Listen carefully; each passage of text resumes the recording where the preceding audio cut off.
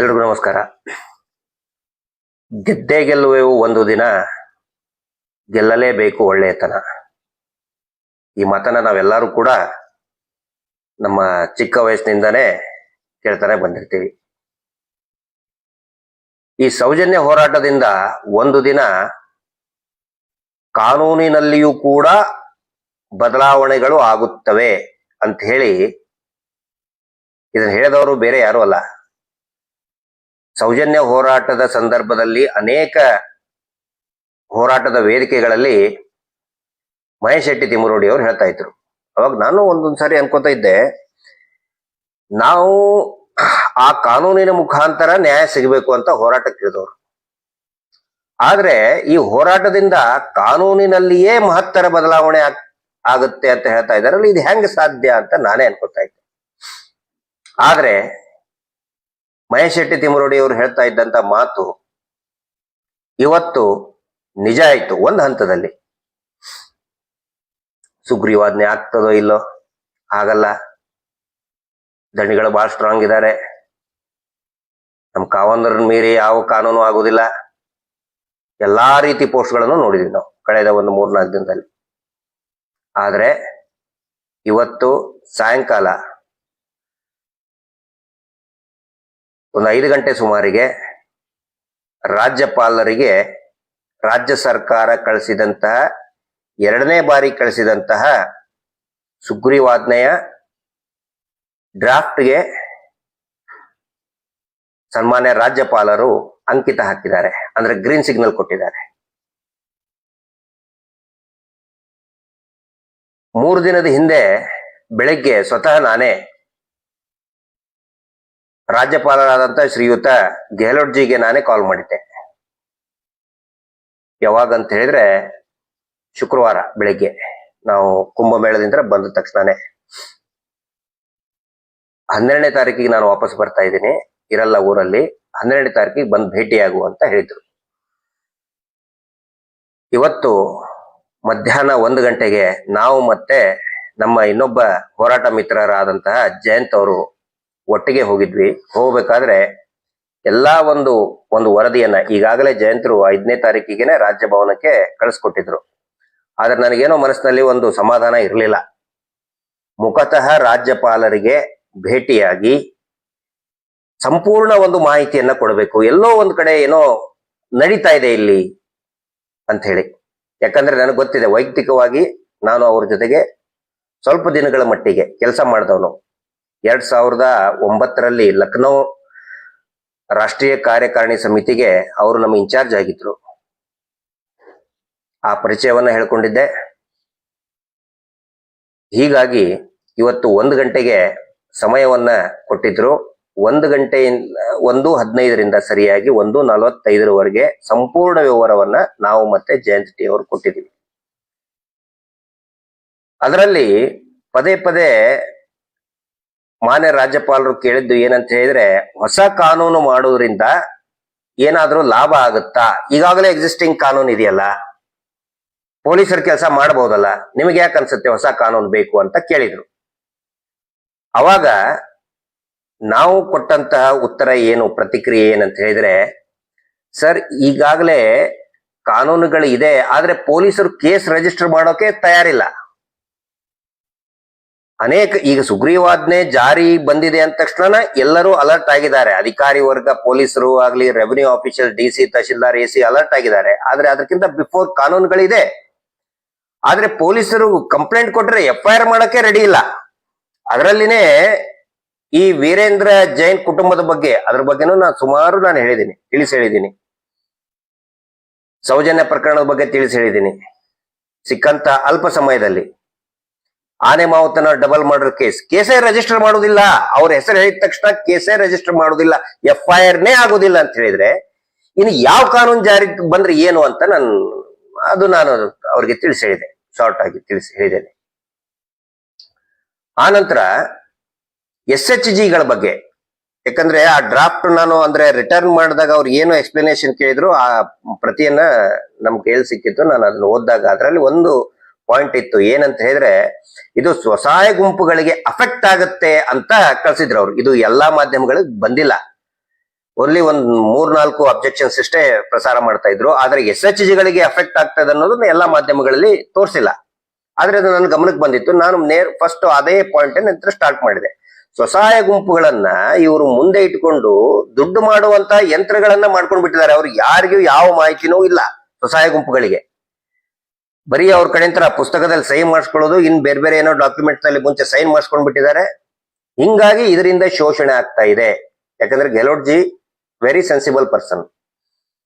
ಈಗ ಸುಮಾರು ಜನ ಆರೋಪ ಅದು ಮಾಡ್ತಾ ಇದ್ದಾರೆ, ಅಂದ್ರೆ ಅವು ಯಾರೋ ಹೇಳಿದ್ರು ಬಿಟ್ರು ಅಂತೆಲ್ಲ. But is a very sensible person. Ground to earth politics, ರಾಜಸ್ಥಾನದ ಗ್ರೌಂಡ್ ಟು ಅರ್ತ್ ಇದಕ್ಕೆ ಬಂದಂತಹ ವಾಸ್ತವ ರಾಜಕಾರಣದಿಂದ ಬಂದಂತಹ ಒಬ್ಬ ವ್ಯಕ್ತಿ, ವೆರಿ ಮ್ಯಾಚೂರ್ಡ್ ಪರ್ಸನ್. ಎಲ್ಲಾ ವಿಷಯಗಳನ್ನ ಕನ್ವಿನ್ಸ್ ಮಾಡಿ ಆನಂತರ ಸೋಮನಾಥ್ ನಾಯಕರು ನಾಗರಿಕ ಸೇವಾ ಟ್ರಸ್ಟ್ ಅವರು ನನಗೆ ಕೊಟ್ಟಂತಹ ಕರ್ಮಕಾಂಡಗಳು, ಈ ಕುಟುಂಬದ ವೀರೇಂದ್ರ ಜೈನ್ ಕುಟುಂಬದ ಕರ್ಮಕಾಂಡಗಳು 100 ಪ್ರಶ್ನೆಗಳಿಗೆ ಉತ್ತರ, ಅದನ್ನು ಕೂಡ ಕೊಟ್ವಿ. ಆನಂತರ ಇದು ನನ್ನ ಹೆಸರಿಗಿದೆಯಾ ಇದು ಅಂತ ಕೇಳಿದ್ರು. ಹೌದು ಸರ್, ಇದು ತಮ್ಮ ಹೆಸರಿಗೆನೆ ಇದೆ ಅಂತ ಹೇಳಿ ಮತ್ತೆ ಟ್ರಾನ್ಸ್ಲೇಟರ್ ಕರೆದು ಅವರು ವಿಚಾರ ನೋಡಿದ್ರು. ಆಮೇಲೆ ಮತ್ತೆ ವೆರಿಫೈ ಮಾಡಿದ್ರು. ಇದು ಹೌದು 5ನೇ ತಾರೀಕಿಗೆ ಬಂದಿದೆ ಅಂತ ಹೇಳಿ ರಾಜ್ಯಪಾಲರದೇ ಸೀಲ್ ಇತ್ತು. ಮತ್ತೆ ಒನ್ಸ್ ಅಗೇನ್ ಅವ್ರು ತಗೊಂಡು ಅಕ್ನಾಲೇಜ್ಮೆಂಟ್ ಕೊಟ್ಟು ठीक है इसके ऊपर हम कार्रवाई करेंगे देखेंगे हम ಅಂತ ಒಂದು ಆಶ್ವಾಸನೆ ಕೊಟ್ಟು ಮಾತಾಡಿ ಒಳ್ಳೆದಾಗಿ ಮಾತಾಡಿ ಕಳಿಸಿದ್ರು. ಅದಾದ ನಂತರ ಬರಬೇಕಾದ್ರೆ ನಮ್ಮ ಬಹಳ ವರ್ಷದ ಹಿಂದೆ, ಸುಮಾರು 20 ವರ್ಷದ ಹಿಂದೆ ಪೊಲೀಸ್ ಇಲಾಖೆಯಲ್ಲಿ ನಮಗೆ ತರಬೇತಿ ಕೊಟ್ಟಂತಹ ನಮ್ಮ ಗುರುಗಳವರು, ಡ್ರಿಲ್ ಇನ್ಸ್ಟ್ರಕ್ಟರ್ ಅಂತ ಇದ್ರು, ಸಾಬು ಥಾಮಸ್ ಸಾಹೇಬರು. ನೋಡಿ, ಪೊಲೀಸ್ ಇಲಾಖೆಯಲ್ಲಿ ಏನಾಗ್ತದೆ, ಈಗ ಒಳ್ಳೊಳ್ಳೆ ಅಧಿಕಾರಿಗಳನ್ನ ನಾವು ನೋಡ್ತಾ ಇರ್ತೀವಿ, ಪ್ರಚಾರ ಇರ್ತದೆ, ಟಿವಿಯಲ್ಲಿ ಬರ್ತಾರೆ, ಬೇರೆ ಬೇರೆ ಹಂತದಲ್ಲಿ ನೋಡ್ತೀವಿ. ಆದ್ರೆ ಇಡೀ ಪೊಲೀಸ್ ಇಲಾಖೆಯನ್ನ ಪ್ರಿಪೇರ್ ಮಾಡುವಂಥದ್ದು ಪೊಲೀಸ್ ಟ್ರೈನಿಂಗ್ ತರಬೇತಿ ಕೇಂದ್ರಗಳು. ಆ ತರಬೇತಿ ಕೇಂದ್ರಗಳಲ್ಲಿ ಅನೇಕ ದಕ್ಷ ಅಧಿಕಾರಿಗಳು ಇರ್ತಾರೆ, ಒಳ್ಳೊಳ್ಳೆ ಅಧಿಕಾರಿಗಳೇ. ನಮಗೆ ಟ್ರೈನಿಂಗ್ ಕೊಟ್ಟಂತವ್ರು ಸಾಬು ಥಾಮಸ್ ಸಾಹೇಬರು, ವೆರಿ ನೀಟ್. ಇವತ್ತಿಗೂ ಕೂಡ ಅದೇ ರೀತಿ personality, very handsome, very healthy. ಇವತ್ತು ಅವ್ರಿಗೆ ಭೇಟಿಯಾಗಿ ಬಹಳ ಖುಷಿ ಆಯ್ತು. ಇವತ್ತು ಆ ಟ್ರೈನಿಂಗ್ ಇಂತ್ರ ಇವತ್ತು ನಾನು ಮನೆಯಿಂದ ಹೊರಗಡೆ ನಾನೇನಾದ್ರೂ ಶೂಸ್ ಹಾಕೊಂಡ್ರೆ ಪಾಲಿಶ್ ಇಲ್ಲದೆ ನಾನು ಮನೆಯಿಂದ ಹೊರಗಡೆ ಹೋಗೋದಿಲ್ಲ, ಪಾಲಿಶ್ ಮಾಡ್ಕೊಂಡೇ ಹೋಗ್ಬೇಕು. ಆನಂತರ ಕರೆಕ್ಟ್ ಟೈಮಿಗೆ 1 ಗಂಟೆಗೆ ರೀಚ್, ಕರೆಕ್ಟ್ 1:05 ನಿಮಿಷ ಇದ್ದಾಗ ರೀಚ್ ಆಗಿದ್ದೆ. ಇಲ್ಲ ಅಂತಂದ್ರೆ ಭಯ ನಮಗೆ. ಟ್ರೈನಿಂಗ್ ಅಲ್ಲಿ ಇದ್ದಾಗ 1 ನಿಮಿಷ ಏನಾದ್ರು ಲೇಟ್ ಆಗಿದ್ರೆ ಆರ್ಮ್ಸ್ ಮೇಲೆ ಇಟ್ಕೊಂಡು ಹೈಪೋಟಾಮ್ ಅಂತಾರೆ, ಅದಕ್ಕೆ ಹೈಪೋಟಾರ್ಮ್ ಮಾಡಿ ಓಡಿಸ್ತಾ ಇದ್ರು. ಇವತ್ತು ನಾನು ಅವ್ರಿಗೆ ಹೇಳಿ, ಸರ್ ಲೇಟ್ ಆಗಿ ಬಂದ್ರೆ ನೀವು ನಮ್ಮ ನೆಲೆ ರಾಜಭವನ 1 ರೌಂಡ್ ಓಡಿಸ್ತಿರೋ ಅಂತ ಕರೆಕ್ಟ್ ಟೈಮಿಗೆ ಬಂದಿದ್ದೀನಿ ಸರ್ ಅಂತ ಹೇಳಿದೆ. ನಿಜವಾಗ್ಲೂ ಕೂಡ ಒಬ್ಬ ಒಳ್ಳೆಯ ಅಧಿಕಾರಿ ಈ ರಾಜ್ಯ ಕಂಡಂತ. ಆನಂತರ ನಮ್ಮ ಟ್ರೈನಿಂಗ್ ನಲ್ಲಿ ಜೈಪಾಲ್ ಸಾಹೇಬ್ರು ಇದ್ರು, ಆನಂತರ ಮಂದಣ್ಣ ಅವರಿದ್ರು, ಆನಂತರ ನಮಗೆ ಟ್ರೈನಿಂಗ್ ಕೊಟ್ಟಂತ IGP ಸತ್ಯನಾರಾಯಣ ರಾವ್ ಸಾಹೇಬ್ರು, ಈಗ ರಿಟೈರ್ಡ್ ಆಗಿದ್ದಾರೆ. ಅವರು ಟ್ರೈನಿಂಗ್ ಇನ್ಸ್ಟಿಟ್ಯೂಟ್ ಡೈರೆಕ್ಟರ್ ಇದ್ರು, KPI ಡೈರೆಕ್ಟರ್ ಇದ್ರು. ಇವತ್ತು ಸಾಬು ಥಾಮಸ್ ಸಾಹೇಬ್ರನ್ನ ಮತ್ತೆ ಎಲ್ಲಾ ಸಿಬ್ಬಂದಿಗಳನ್ನ ನೋಡಿ ಬಹಳ ಖುಷಿ ಆಯ್ತು. ಇವತ್ತು ಒಳ್ಳೆ ದಿನ. ನಾನು ಹೋಗಕ್ಕಿಂತ ಮುಂಚೆನೆ ಬೆಳಿಗ್ಗೆನೆ ಮಹೇಶ್ ಶೆಟ್ಟಿ ತಿಮ್ರೋಡಿ ಅವರು ಹೇಳಿದ್ರು, ಯಾಕಂದ್ರೆ ನಾನು ಹೇಳಿದ್ದೆ ಅವ್ರಿಗೆ ಈ ತರ ಅಪಾಯಿಂಟ್ಮೆಂಟ್ ಕೊಡ್ತಾ ಇದ್ದಾರೆ ರಾಜ್ಯಪಾಲರು ಅಂತ. ನೀವು ಸುಮ್ನೆ ಹೋಗಿ ಬನ್ನಿ, ಅಣ್ಣಪ್ಪಯ್ಯರು ಆಶೀರ್ವಾದ ಮಾಡ್ತಾರೆ, ಸುಮ್ನೆ ಹೋಗಿ ಬನ್ನಿ, ನೀವು ಇವತ್ತೇನೋ ಒಂದು ನಿರ್ಧಾರ ಆಗತ್ತೆ ಅಂತ ಮಹೇಶ್ ಶೆಟ್ಟಿ ತಿಮ್ರೋಡಿ ಅವರು ಹೇಳಿದ್ರು. ಸಹಜವಾಗಿ ನಾನು ನಂಬುದಿಲ್ಲ, ಅಂದ್ರೆ ನಂಬ್ತೇನೆ. ಬಟ್ ಏನಂತಂದ್ರೆ ಅದೆಲ್ಲ ಮಹೇಶ್ ಶೆಟ್ಟಿ ತಿಮ್ರೋಡಿ ಅವರು ಡಿಪಾರ್ಟ್ಮೆಂಟ್, ಅದು ಧರ್ಮ ದೈವ ಈ ಹೇಳಿಕೆಗಳು. ನಾನು ಈ ರೀತಿ ಕೆಲಸದಲ್ಲಿ ಜಾಸ್ತಿ ನಾನು ನಂಬೋನು. ಆದ್ರೆ ನೋಡಿ, ಅವ್ರು ಹೇಳಿದ್ದೆ ಇವತ್ತು ಸಾಯಂಕಾಲದವರೆಗೆ 5 ಗಂಟೆಗೆ ಸುಗ್ರೀವಾಜ್ಞೆ ಆದೇಶ ಹೊರಗಡೆ ಬಂತು. ಇದರ ಅರ್ಥ ಏನೋ ನಾವು ಹೋದ್ವಿ ಹೇಳ್ಬಿಟ್ವಿ ಅಂತಲ್ಲ. ನನ್ನ ಆ ಅರ್ಥದಿಂದ ನಾನು ಹೇಳ್ತಾ ಇಲ್ಲ. ಈ ಹಿಂದೆ ಈ ಸುಗ್ರೀವಾಜ್ಞೆ ಆದೇಶ ಹೊರಗಡೆ ಬರ್ಬೇಕಂತ ಹೇಳಿದ್ರೆ ಅನೇಕ ದಕ್ಷ ಅಧಿಕಾರಿಗಳ, ವಿಧಾನಸೌಧದಲ್ಲಿ ಇರತಕ್ಕಂತಹ, ಮುಖ್ಯಮಂತ್ರಿಗಳ ಕಚೇರಿಯಲ್ಲಿ ಇರತಕ್ಕಂತಹ, ಕಾನೂನು ಇಲಾಖೆಯಲ್ಲಿ ಇರತಕ್ಕಂತಹ ಅನೇಕ ದಕ್ಷ ಅಧಿಕಾರಿಗಳ ಒಂದು ಪ್ರಯತ್ನ ಇದೆ. ಮತ್ತು ಈ ಒಂದು ಸುಗ್ರೀವಾಜ್ಞೆ ಜಾರಿ ಮಾಡಿದ್ದಕ್ಕಾಗಿ ನಾವು ಸಿದ್ದರಾಮಯ್ಯನವರಿಗೆ, ಮುಖ್ಯಮಂತ್ರಿ ಸಿದ್ದರಾಮಯ್ಯನವರಿಗೆ ಎಲ್ಲಾ ಪ್ರಜ್ಞಾವಂತರು ಧನ್ಯವಾದಗಳನ್ನ ಹೇಳಲೇಬೇಕು. ಬೇರೆ ಬೇರೆ ಸಂದರ್ಭಗಳಲ್ಲಿ ಅವರನ್ನ ವಿರೋಧಿಸ್ತಾ ಇಕ್ಕಂತಹ ಒಂದು ದೊಡ್ಡ ಜನಸಮೂಹ ಇದೆ. ಅವರು ಕೂಡ ಧನ್ಯವಾದ, ಸಿದ್ದರಾಮಯ್ಯನವರಿಗೆ ಧನ್ಯವಾದ ಹೇಳುವಂತಹ ಒಂದು ಸಮಯ. ಈಗ ನಾವು ಈಗಿರುವಂತಹ ನನಗನ್ಸುತ್ತೆ ಒಂದೊಂದ್ಸರಿ ಈಗೇನು ಬಿಜೆಪಿ ನಾಯಕರುಗಳು ಬಣ ಮಾಡ್ಕೊಂಡು ಅಡ್ಡಾಡ್ತಾ ಇದ್ದಾರೆ, ಒಂದ್ ವೇಳೆ ಅವ್ರು ಈ ಟೈಮ್ ನಲ್ಲಿ ಅಧಿಕಾರದಲ್ಲಿ ಇದ್ರೆ ಸುಗ್ರೀವಾಜ್ಞೆ ಹೊರಡಿಸೋದು ಹೋಗ್ಲಿ, ಸುಗ್ರೀವಾಜ್ಞೆ ಹೊರಡಿಸುವ ಚಿಂತನೆಯನ್ನು ಕೂಡ ಮಾಡ್ತಾ ಇರಲಿಲ್ಲ, ಯೋಚನೆಯನ್ನು ಕೂಡ ಮಾಡ್ತಾ ಇರಲಿಲ್ಲ. ಯಾಕಂದ್ರೆ ಇದನ್ನ ಇಂಥ ಒಂದು ಸುಗ್ರೀವಾಜ್ಞೆ ಹೊರಡಿಸ್ಬೇಕಾದ್ರೆ ಸಾಕಷ್ಟು ಗಟ್ಸ್ ಇರ್ಬೇಕಾಗತ್ತೆ. ಇದ್ರ ಹಿಂದಿರೋರು ಸುಮ್ಮನೆ ಇರೋರಲ್ಲ, ವೆರಿ ವೆರಿ ಪವರ್ಫುಲ್, ಇಡೀ ದೇಶದಲ್ಲಿ ಅತ್ಯಂತ ಮೋಸ್ಟ್ ಪವರ್ಫುಲ್ ಫ್ಯಾಮಿಲಿ ಇದರ ಹಿಂದೆ ಇರೋದು. ಎಲ್ಲಾ ರಾಜಕೀಯ ಪಕ್ಷಗಳನ್ನ ತಮ್ಮ ಕಪಿಮುಷ್ಟಿಯಲ್ಲಿ ಇಟ್ಕೊಂಡಂತಹ ಧರ್ಮಸ್ಥಳದ ಧರ್ಮೋದ್ಯಮಿಗಳು, ದೇವರನ್ನೇ ವ್ಯಾಪಾರಕ್ಕೆ ಇಟ್ಟಂತಹ ಧರ್ಮೋದ್ಯಮಿಗಳ ಕುಟುಂಬ ಇದರ ಹಿಂದ್ಗಡೆ ಇದೆ. ಆದ್ರೂ ಕೂಡ ಈ ಒಂದು ಸುಗ್ರೀವಾಜ್ಞೆ ಜಾರಿಗೆ ಬಂದಿದೆ. ಹಾಗಿದ್ರೆ ಇದರಲ್ಲಿ ಸೌಜನ್ಯ ಹೋರಾಟದ ಪಾತ್ರ ಏನು, ಹೇಗೆ ಶುರು ಆಯ್ತು, ಇದು ಈ ಜನಜಾಗೃತಿ ತರುವಂತ ಪಾತ್ರ ಹೇಗೆ ಶುರು ಆಯ್ತು ಅನ್ನೋದನ್ನ ಬ್ರೀಫ್ ಆಗಿ ಹೇಳ್ತೀನಿ. ಇದರ ಹಿನ್ನೆಲೆಯನ್ನ ಹೇಳ್ಬೇಕಾಗತ್ತೆ, ಯಾಕಂದ್ರೆ ವೆರಿ ಇಂಟ್ರೆಸ್ಟಿಂಗ್ ಆಗಿದೆ. ಯಾರ್ಯಾರಿಗೆ ಕೆಲವೊಬ್ರಿಗೆ ಹೊಸದಾಗಿ ಇದನ್ನ ಗಮನಿಸ್ತಾ ಇದ್ದೀರಿ ಅವ್ರಿಗೆ ಗೊತ್ತಿರ್ಲಿ ಅಂತ. 2023 ಜೂನ್ 16ನೇ ತಾರೀಕಿಗೆ ಯಾವಾಗ ಸೌಜನ್ಯ ಪ್ರಕರಣದಲ್ಲಿ ಇದ್ದಂತಹ ಗ್ಯಾಂಗ್ ರೇಪ್, ಅದು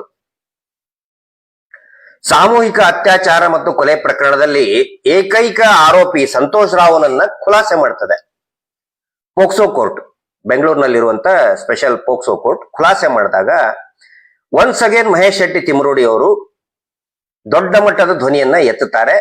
ವಿಪರೀತ ಆಕ್ರೋಶ ಭರಿತರಾಗಿ ಪ್ರತಿಭಟನೆಗಳನ್ನ ಎಲ್ಲ ಕಡೆ ಸ್ಟಾರ್ಟ್ ಮಾಡ್ತಾರೆ.